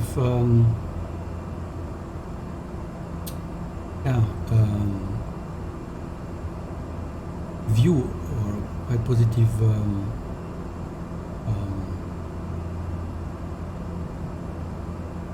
or other way around. I was quite positive about Tokyo and everything, the buildings and whatever. You know, of course, everywhere you find. I mean, the game is on development, and of course there are some areas which are still need to be improved. That's okay, but actually I was quite impressed about Tokyo and all the small buildings, the parks and the details. And probably now, with all the settings which I have changed now, with all the details, probably Tokyo will look much better.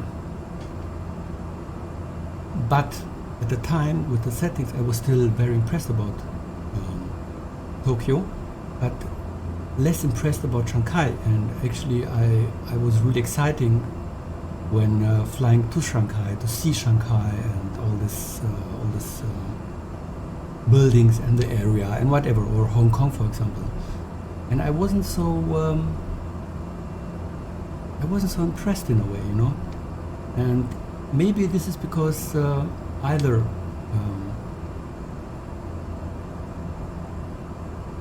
that when relieving the game, I mean, all these areas are standardized in a way, you know, standard buildings, standard bridges, standard whatever. But they still, I mean, even though they are standard, they still, I mean, look similar to what was taken as picture and placed on Bing on the map. So as you can watch, you can see, okay, the building is a small building, this is a high building, and then, you know, the key eye is then preparing and using this standard models for a small building, for high building. It looks more a bit darker, then we have standard textures for this one. No, this kind of settings, or this kind of setup, generic setup, I would say. And then later on, if you have a major update, then of course this is more detailed and changed in a way, and then it looks different, it looks better. And so maybe this was the case why in Japan, or in Tokyo especially, when I was flying around, I was very impressed. But nevertheless, flying over the sea, or overland in Tokyo and in China or in Vietnam, you always have this kind of same fauna, and even buildings are the same in a way, you know, in terms of color. So this kind of standard presets, settings, or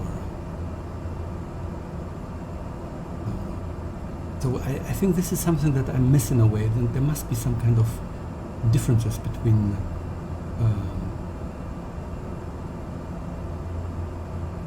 buildings around the world, and there must be some kind of unique architectural aspect that is more visible in China than in maybe in Paris or New York. And then again, the surrounding itself, you know, all this advertising and whatever, blinkings and so on, you know, all this kind of what makes Shanghai unique, what makes Tokyo unique, what makes Paris unique. or New York, or I don't know, Brazil, or Rio de Janeiro, you know. So this is something that I miss in a way, and I actually would really appreciate to have this this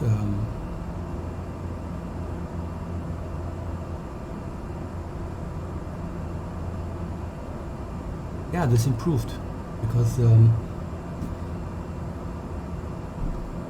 this gives you really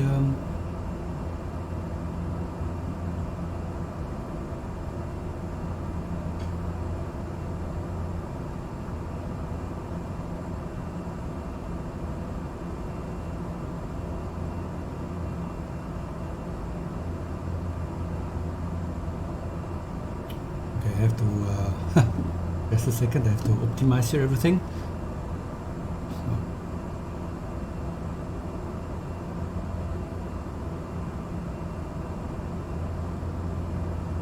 Yes, this gives you a little bit more this kind of unique feeling flying around. I mean, yes, I mean, if you are flying only just for flying, then okay, it's fine. But I think I would suggest that most of the people flying around, they also would like to enjoy the surrounding, and of course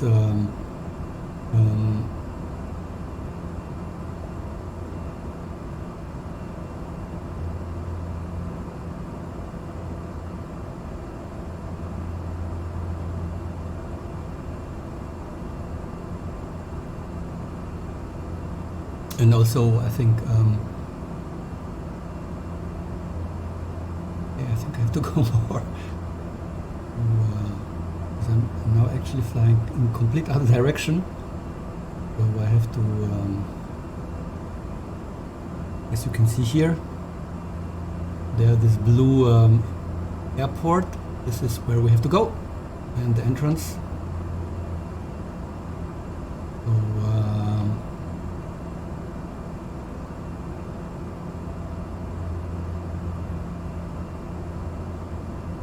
I think this is the right direction.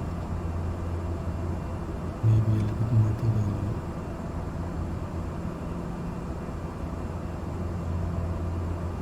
Okay, I think 215. I think this should be okay.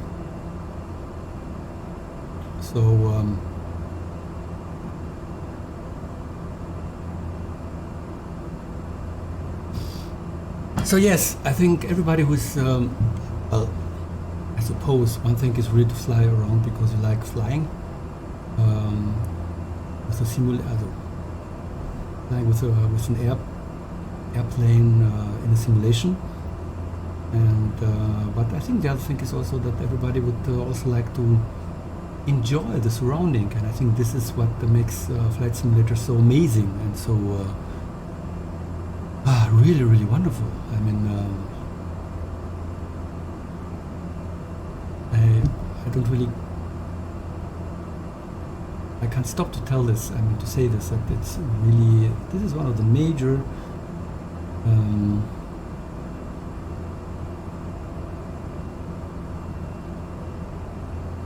highlights of the flight simulator, you know, flying around the world and see all these beautiful areas.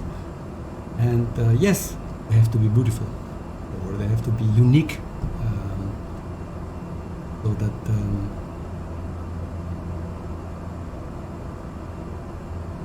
you can enjoy them.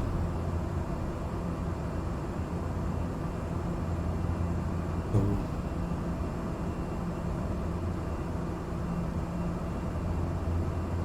but I mean, this is my experience now, which I have after almost 9,000 nautical miles and 100 hours flight experience. And I think that for sure Microsoft is working on that. I mean, that's very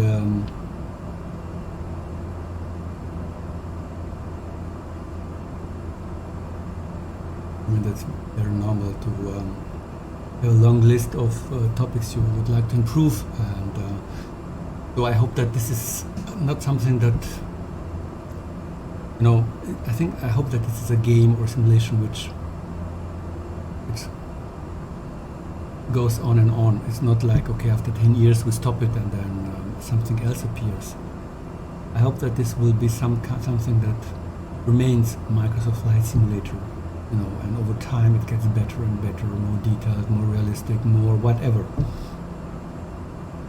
As I mentioned, we have now all the airplanes you can see are visible on the air. Information are coming from a service provider delivering this data, so it's these are airplanes that are in real life flying from A to B, and you are seeing these airplanes. If you are on this live mode, maybe vessels, seeing different vessels, tankers, and whatever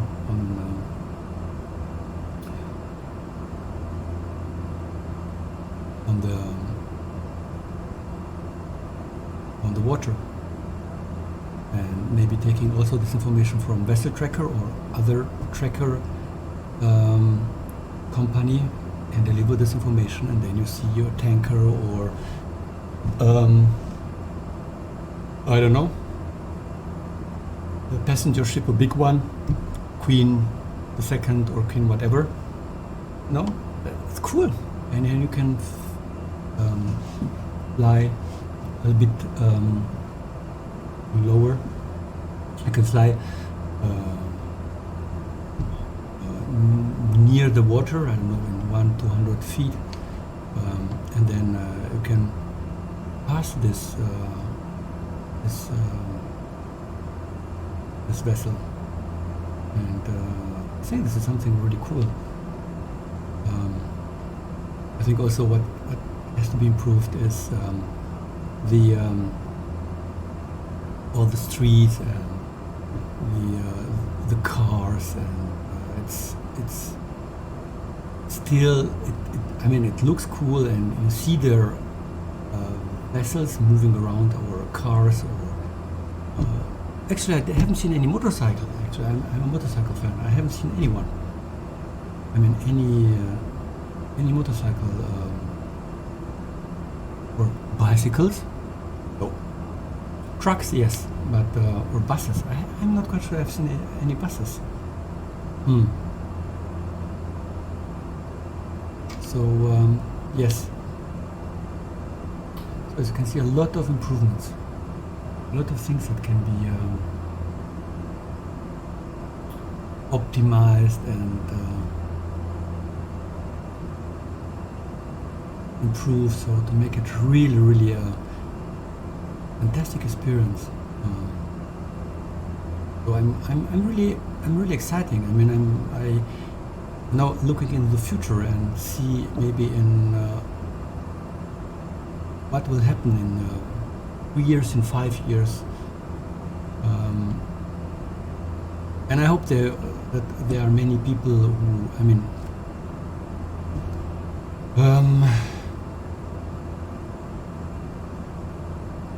no company will push a product or remain or will keep a product in the market if no one is using it, or it's. So I think, so I hope that also by improving the game and the simulation, also much more people around the world are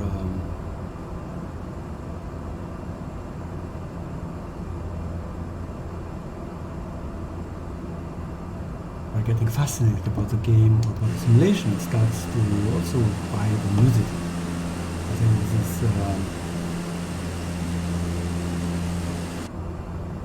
cool.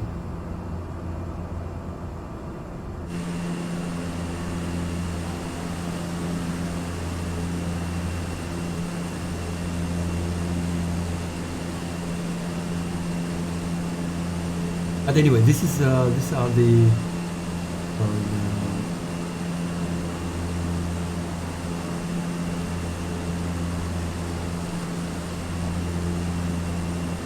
these are my experience, and so I hope that Microsoft will do something. On the other hand, I have to say, no, I'm not playing in high quality. I'm not playing in because I don't have the computer for do this. I mean, I probably will need. I think even so, you have a new RTX model 3090, probably even SLI. Even I don't know if Microsoft Flight Simulator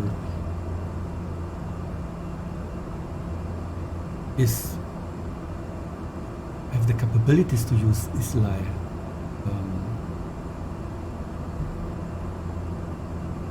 Because I think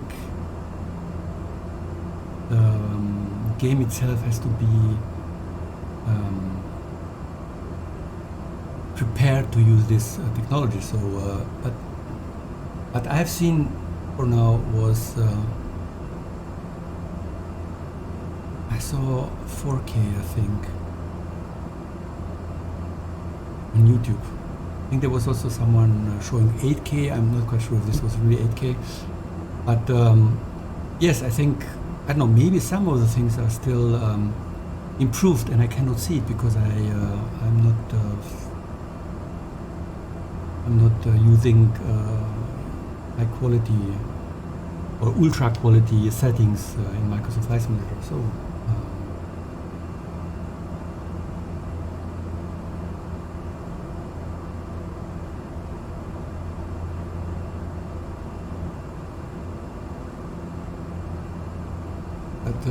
might be also a possibility. So I'm talking about things that are already in place. Who knows?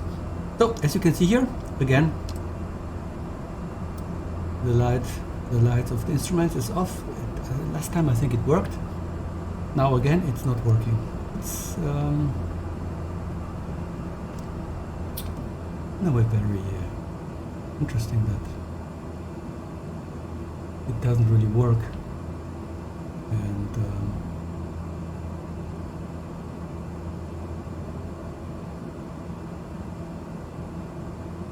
it's something that yeah, Microsoft has to improve, because I mean the main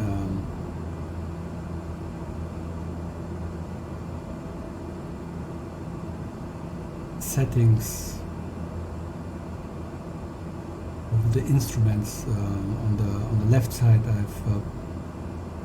have placed on my controller, so I press the buttons and then specific settings are on and off. So that's okay,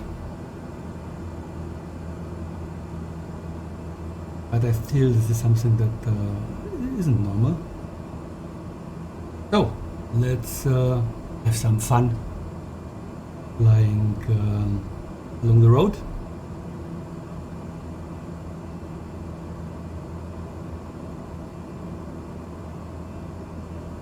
Wow, this is a very big road. 500. Yes, I know. Look at this. So here we are again. I think I have to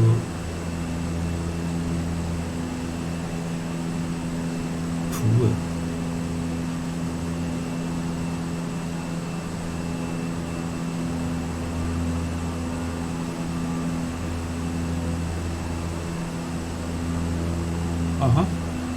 Have you seen? There was one truck who was driving in the middle of the green field between the roads.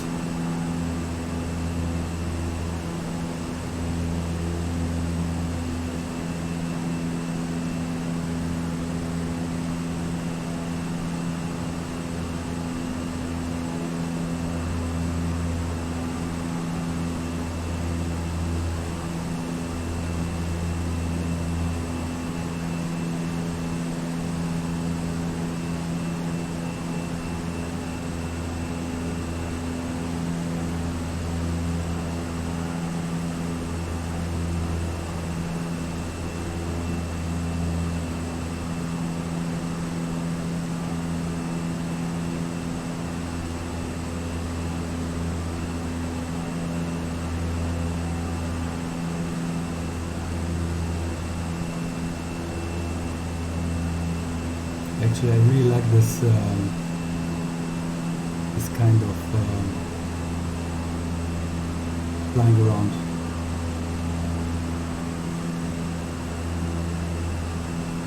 Of course, I have to be a little bit careful, not you know, before the end have a crash.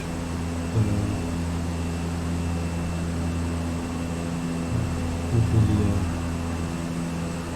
nice, but I mean, still I'm flying very I mean, I'm quite high, so it's okay. I think it's the first road which is so big in a way. I mean, it's yes, that is road. Not very bright. So yes, okay, power. Let's get it done. We have 62 nautical miles left, so almost there.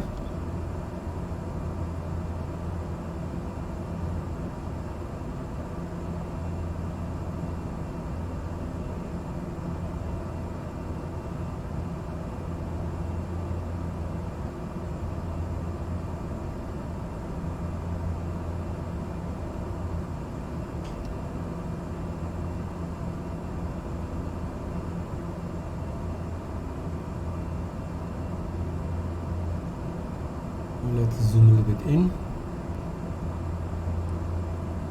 Okay, it is okay. No, I don't think so. Because I don't see then where I have to go. Ah, no, it's much better.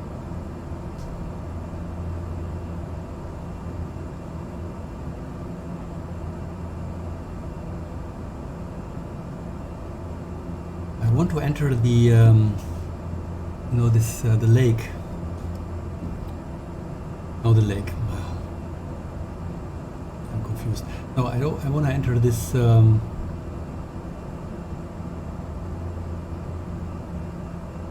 this river. Yes, and fly around the river into Bangkok. And it's something they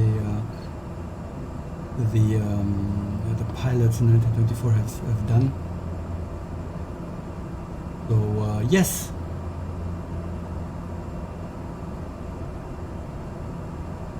Oh, that's 50 nautical miles left. Cool. Actually, it's faster than expected. So half an hour, maybe. Interesting.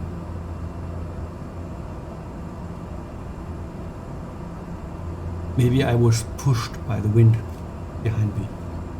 So. Therefore I was so fast. Who knows?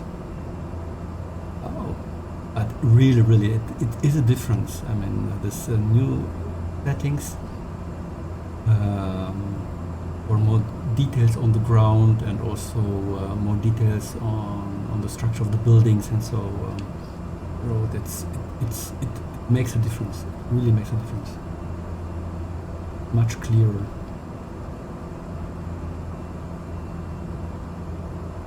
So here we go again.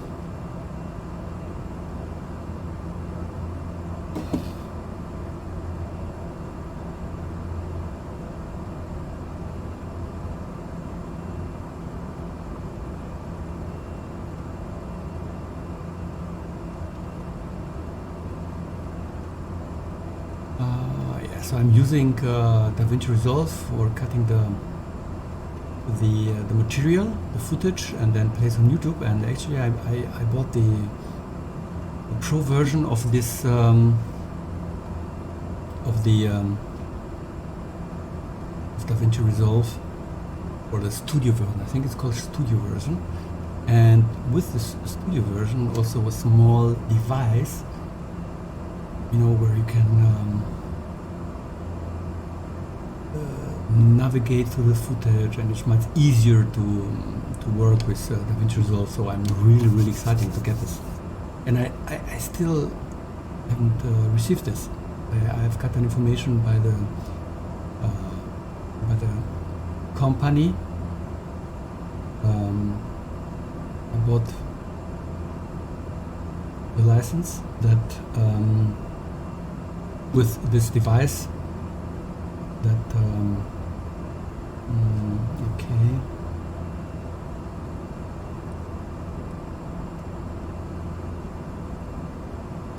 That's okay. 115, yes. That the devices. So the company is waiting for the devices which are now arrived in London, and then they have to be shifted to different regions and resellers. So well, I hope I will get one.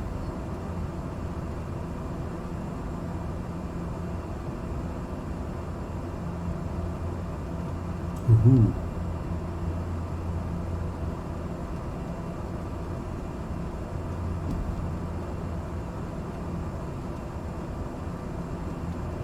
So we are on the way.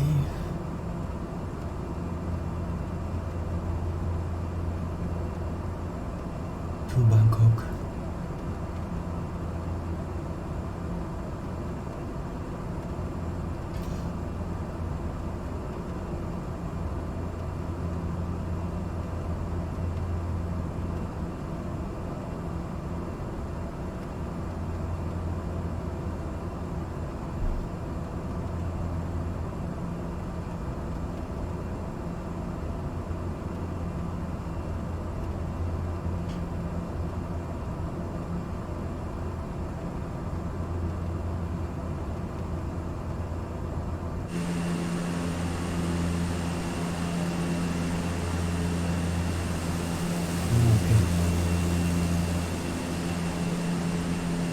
Well, again,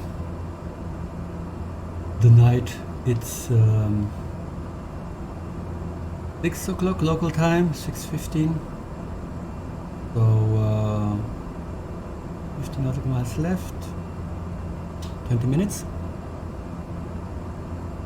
And then of course we have to find the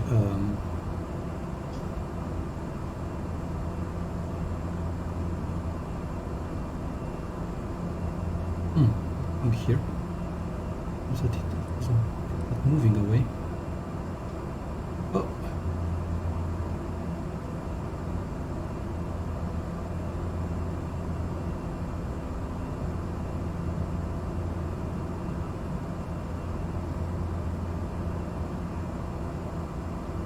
I'm flying in the wrong direction.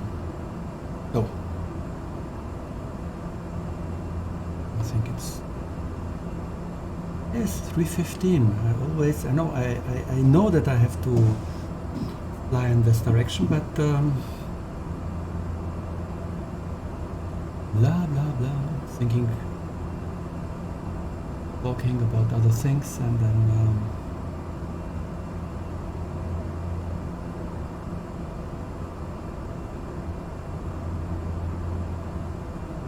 I mean, actually, it will be maybe not in the when you are in the airplane and the pilot tells you, well, ladies and gentlemen, because of a very interesting conversation with my co-pilot, we are now landing in Paris, and the flight to Madrid, which was our destination point, will be cancelled. So probably the pilot will also lose his job, I suppose.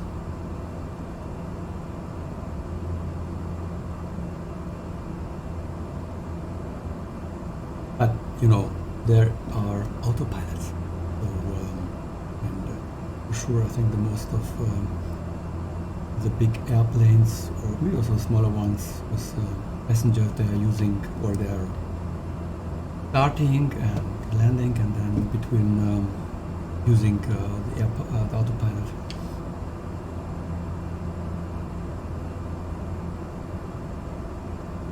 I mean, I think so. I'm not a pilot, I don't know.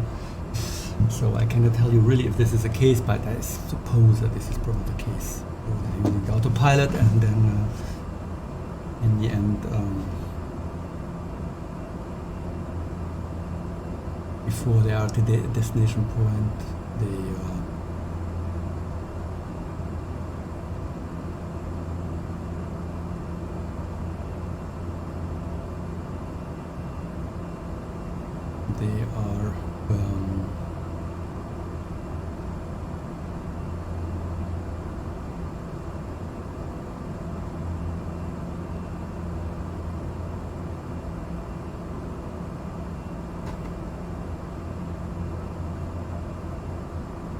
no.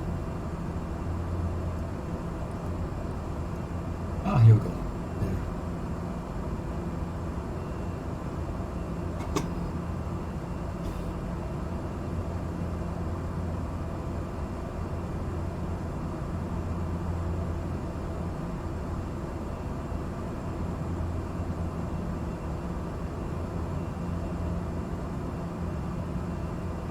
I remember my first flight from Seattle to Prince Rupert in British Columbia, and there was this fjord to fly in, and I was really watching. Oh, where is it? Here's this, and then it was cool. It was really nice. This flying inside the fjord, and then seeing my destination point, the airport, and the runaway. Like, oh, I'm crazy, I have to. And I think the first time I didn't manage to land on a runaway, so I had to turn away, make a U-turn and start again. And actually it worked. A bit difficult, but it worked. So yes, I think I see the entrance.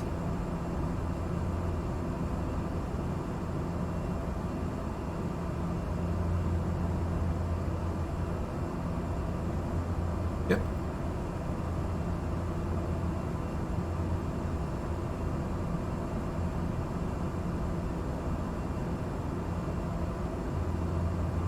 So ladies and gentlemen, prepare for landing.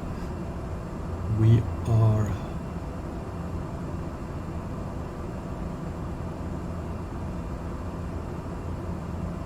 ready for landing. 30 nautical miles left, about 20 minutes.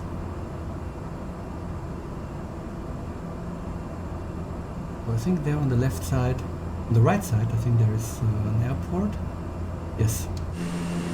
You can see it much better here. These are these two lines, and but as I mentioned, we will enter the river and fly into the river in Bangkok. Yes.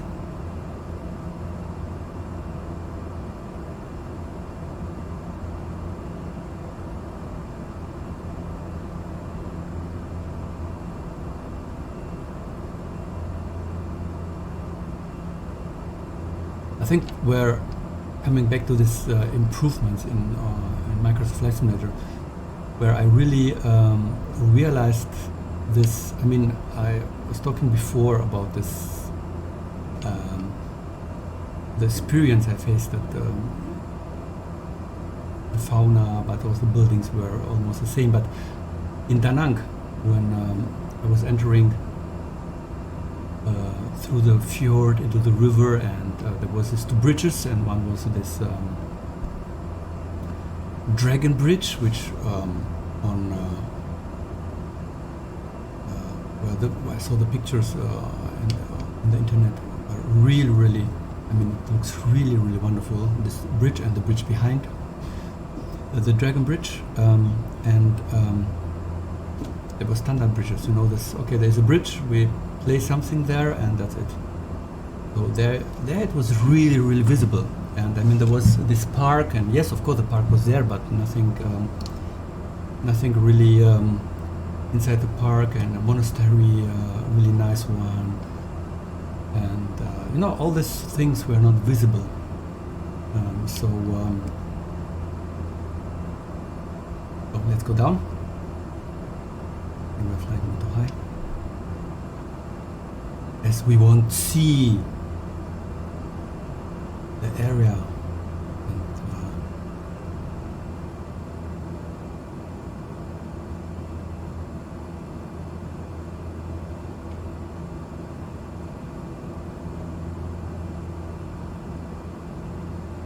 no, the funny thing is sometimes you see on the map, you see some kind of lights and some kind of, I don't know,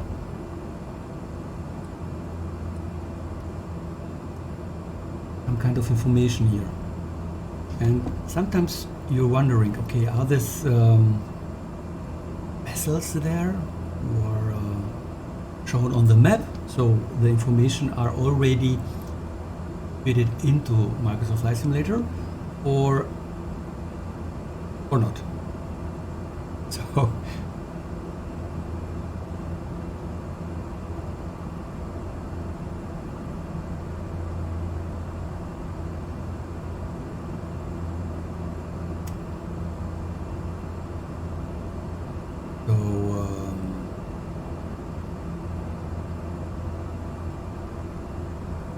let's have a look at the end of the flight when I am at the airport. Have a look on the next flights. So maybe, yes, maybe you are interesting and would like to join me. So if nothing happens, so I will fly tomorrow and so Tuesday, Thursday and Friday as usual. This is my usual time. But sometimes things change, but normally this was my usual flight. So I think in 80% of the usual flying time during the day. The morning session on local time here, and the night session local time, an evening session in US and Russia and in Japan. So basically, anyway, I think actually it's quite nice that on Twitch, if you use your local time, and whoever is watching would like to see the times when you are streaming, then he sees his local time. So I think this is a cool feature. Nevertheless, here we are, and yes, and I hope that I can tomorrow, yes, but Thursday, Friday, I hope that it works. I mentioned with Corona and all these changes, have to be flexible. So sorry, guys and ladies, and whoever is watching. Okay, I think it should be a river. There is a river.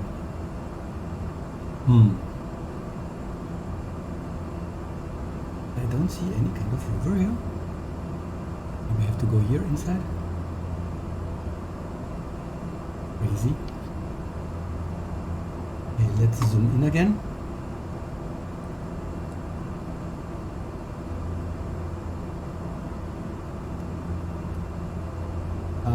Here we go again.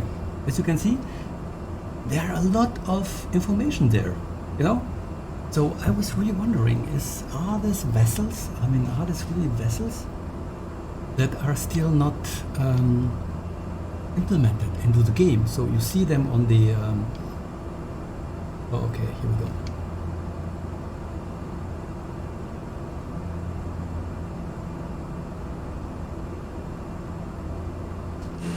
So here we are.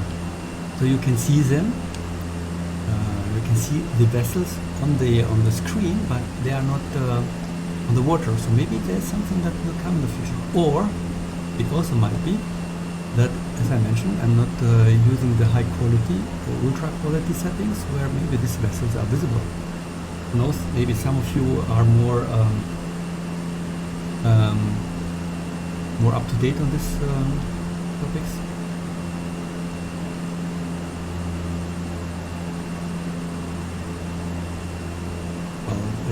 It's really is really visible. There are really much more information available on the ground, and also the buildings itself. So that's cool. That was quite a good decision to optimize the settings. So here we are. We are in Bangkok, ladies and gentlemen, and we are now trying to find our airport. Let's go. I mean, you have to, I think some, he will pop up. I hope. Anyway, I think we enjoy a little bit surrounding and the buildings and all this, and I think also we'll zoom in.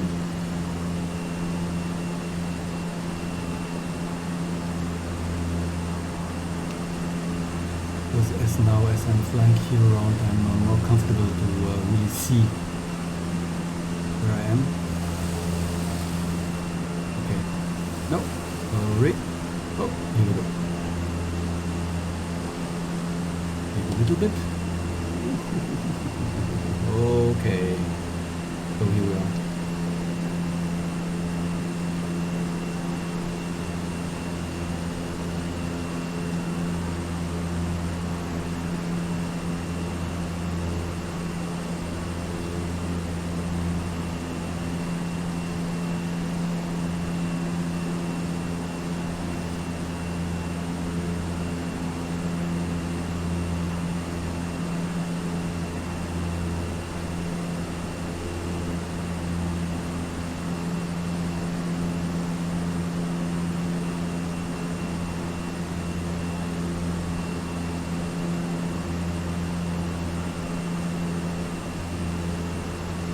The first bridge. Okay. Let's okay, so now we get more and more closer to our destination point.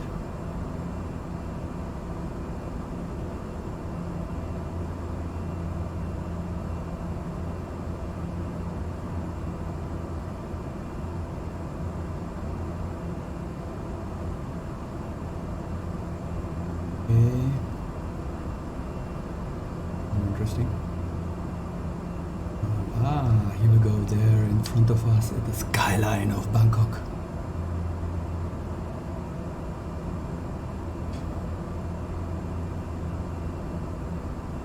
Cool. That's really nice.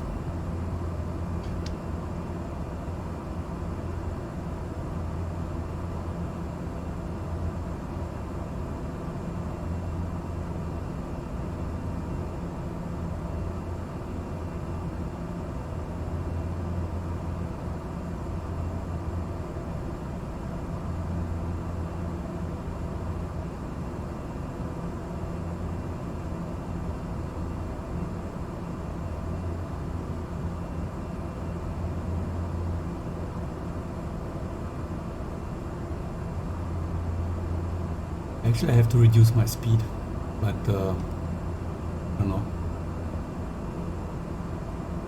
6, I think, when the point of this information is popping out, that is popping up, that my that I'm near to my airport where I have to land, then I probably will reduce the speed. So far, it's quite cool. I like it. Now I think we are coming closer to this area where all these high buildings, the skyline of Bangkok. So hello Bangkok, hello everyone watching this video now live or later. Lovely to be here.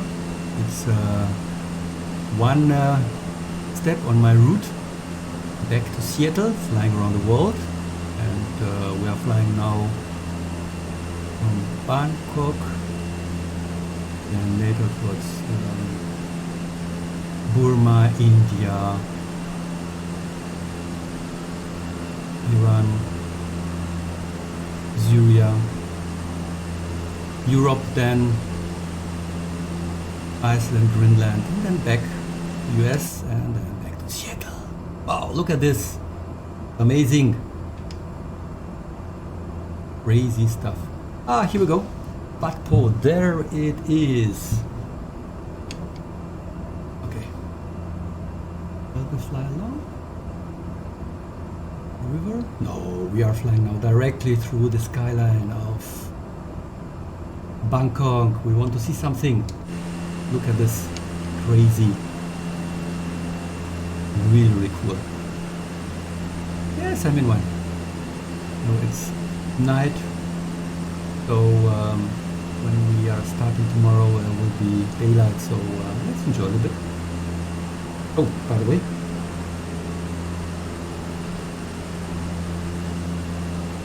Reduce the speed. Oh, here we are.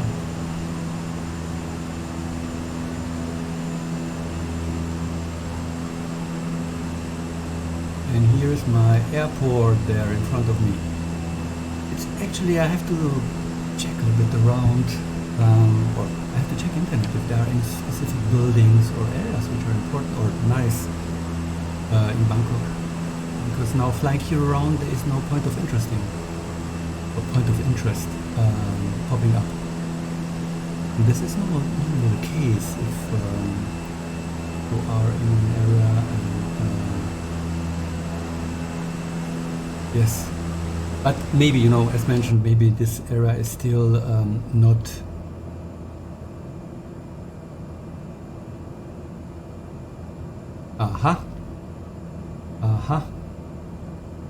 actually there should be an airport, and ladies and gentlemen, it's funny, there is no airport there. So it's really cool. I mean, based on the information from Microsoft, there should be an airport there. Based on the key eye, which probably prepared everything, there is no airport there. So cool. I have to go back. That's fantastic. Look at this. So actually this was my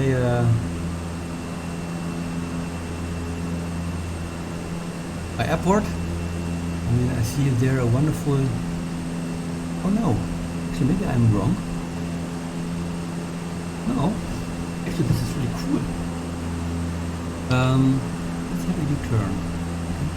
Wonderful building there. Really, really cool. That's amazing. Actually based on Microsoft Flight Simulator, this should be...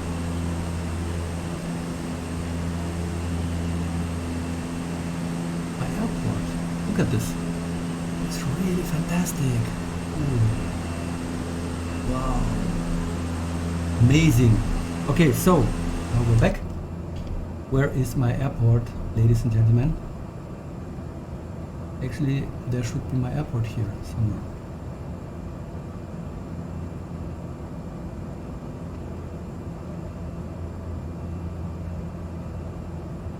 Okay. Yes, actually there should be here an airport, which is not available. Okay, it doesn't matter. So I would suggest we are flying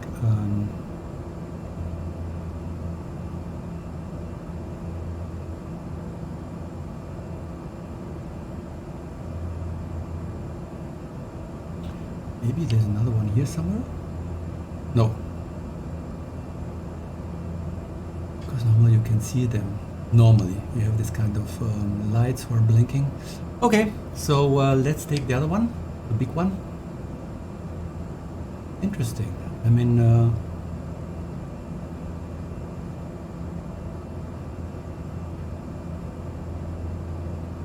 not sure what happened,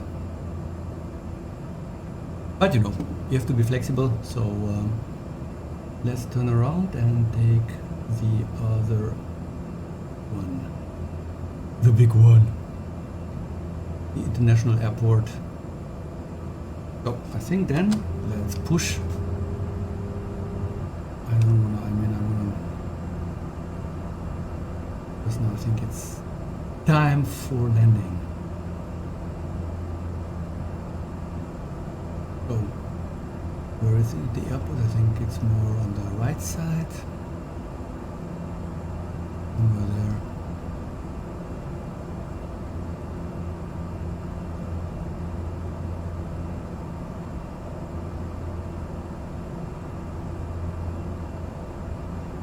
So, let's fly around this.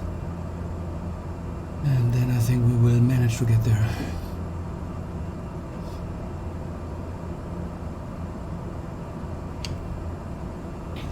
Let's open the map, because now I think it's important to...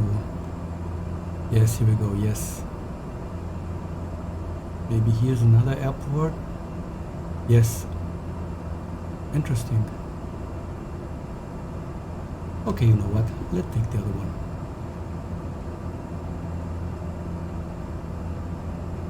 No? Or the other one? Yeah, I think I'm faster if I'm flying with this one.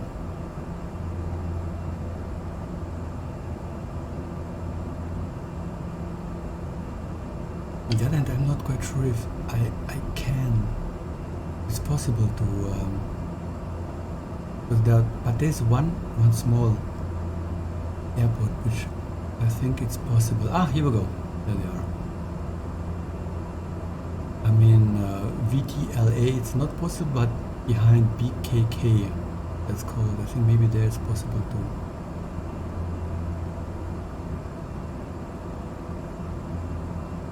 But you know, the point is, in the end, I don't really care. Actually, I should care, because it's not. If it's not possible to use it for, it's a military airport, then of course it's.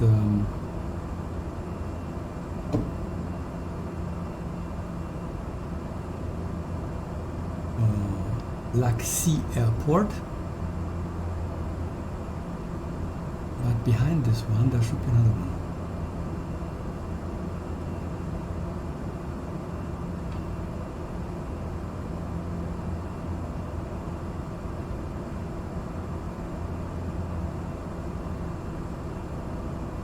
Let's see. I mean, we have time.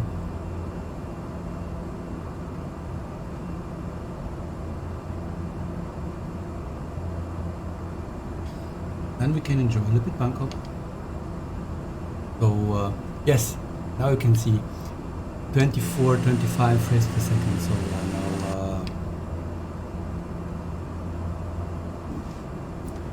now again 30. So this is yes, this is probably very normal.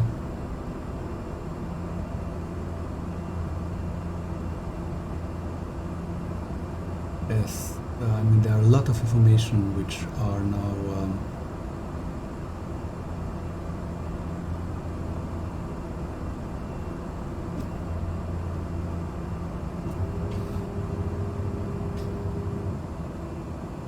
okay, there is also, it seems to be that there should be an airport, but again it's not visible.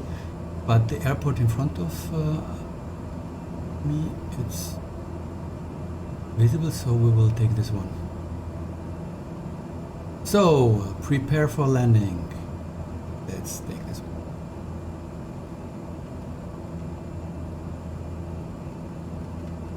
Bangkok International. Okay. So, here we go. Bangkok International Airport.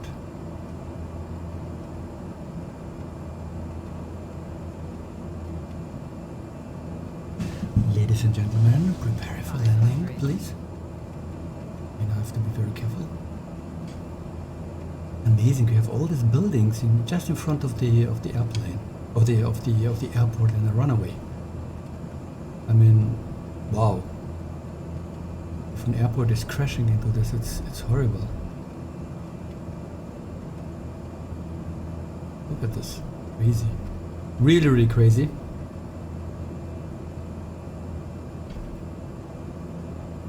Oh, now a smooth landing, please.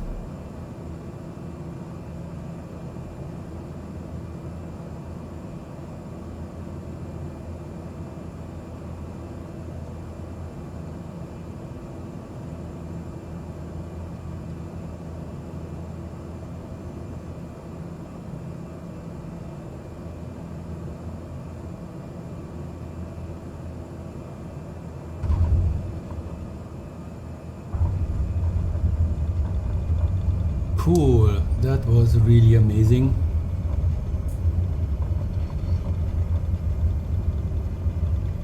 Well, ladies and gentlemen, oh, I'm very... That was a cool landing. I mean, that was really perfect. Hey, wonderful. Can I get now here out?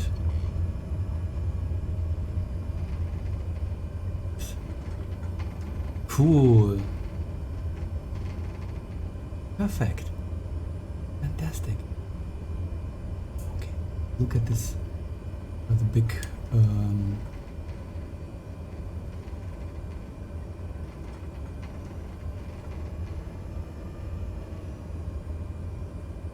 oh, why not?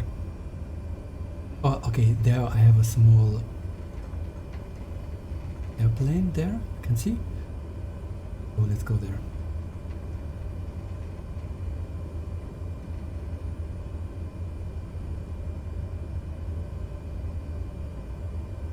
So, we are in Bangkok, ladies and gentlemen. Here we go.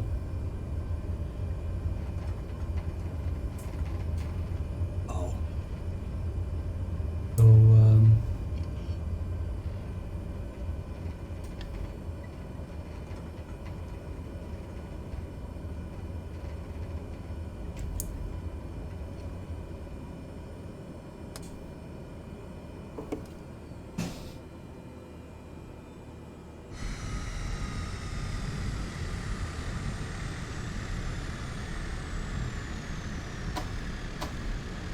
So, totally forgot to switch on the lights.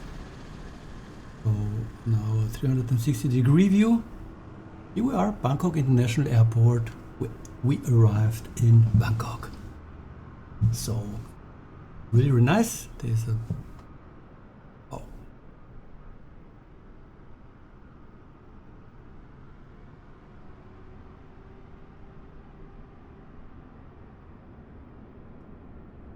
Perfect.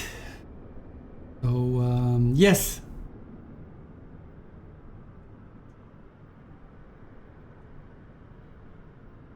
So let's have a look. No, we don't want. I want to show. Now, here I can see. Here we go. Actually, I wanted to turn around to see that we're in Bangkok, but doesn't matter. Okay, we know where we are, or I know where I am. So let's have a look. It's local time. It's 7 o'clock. So this is perfect. So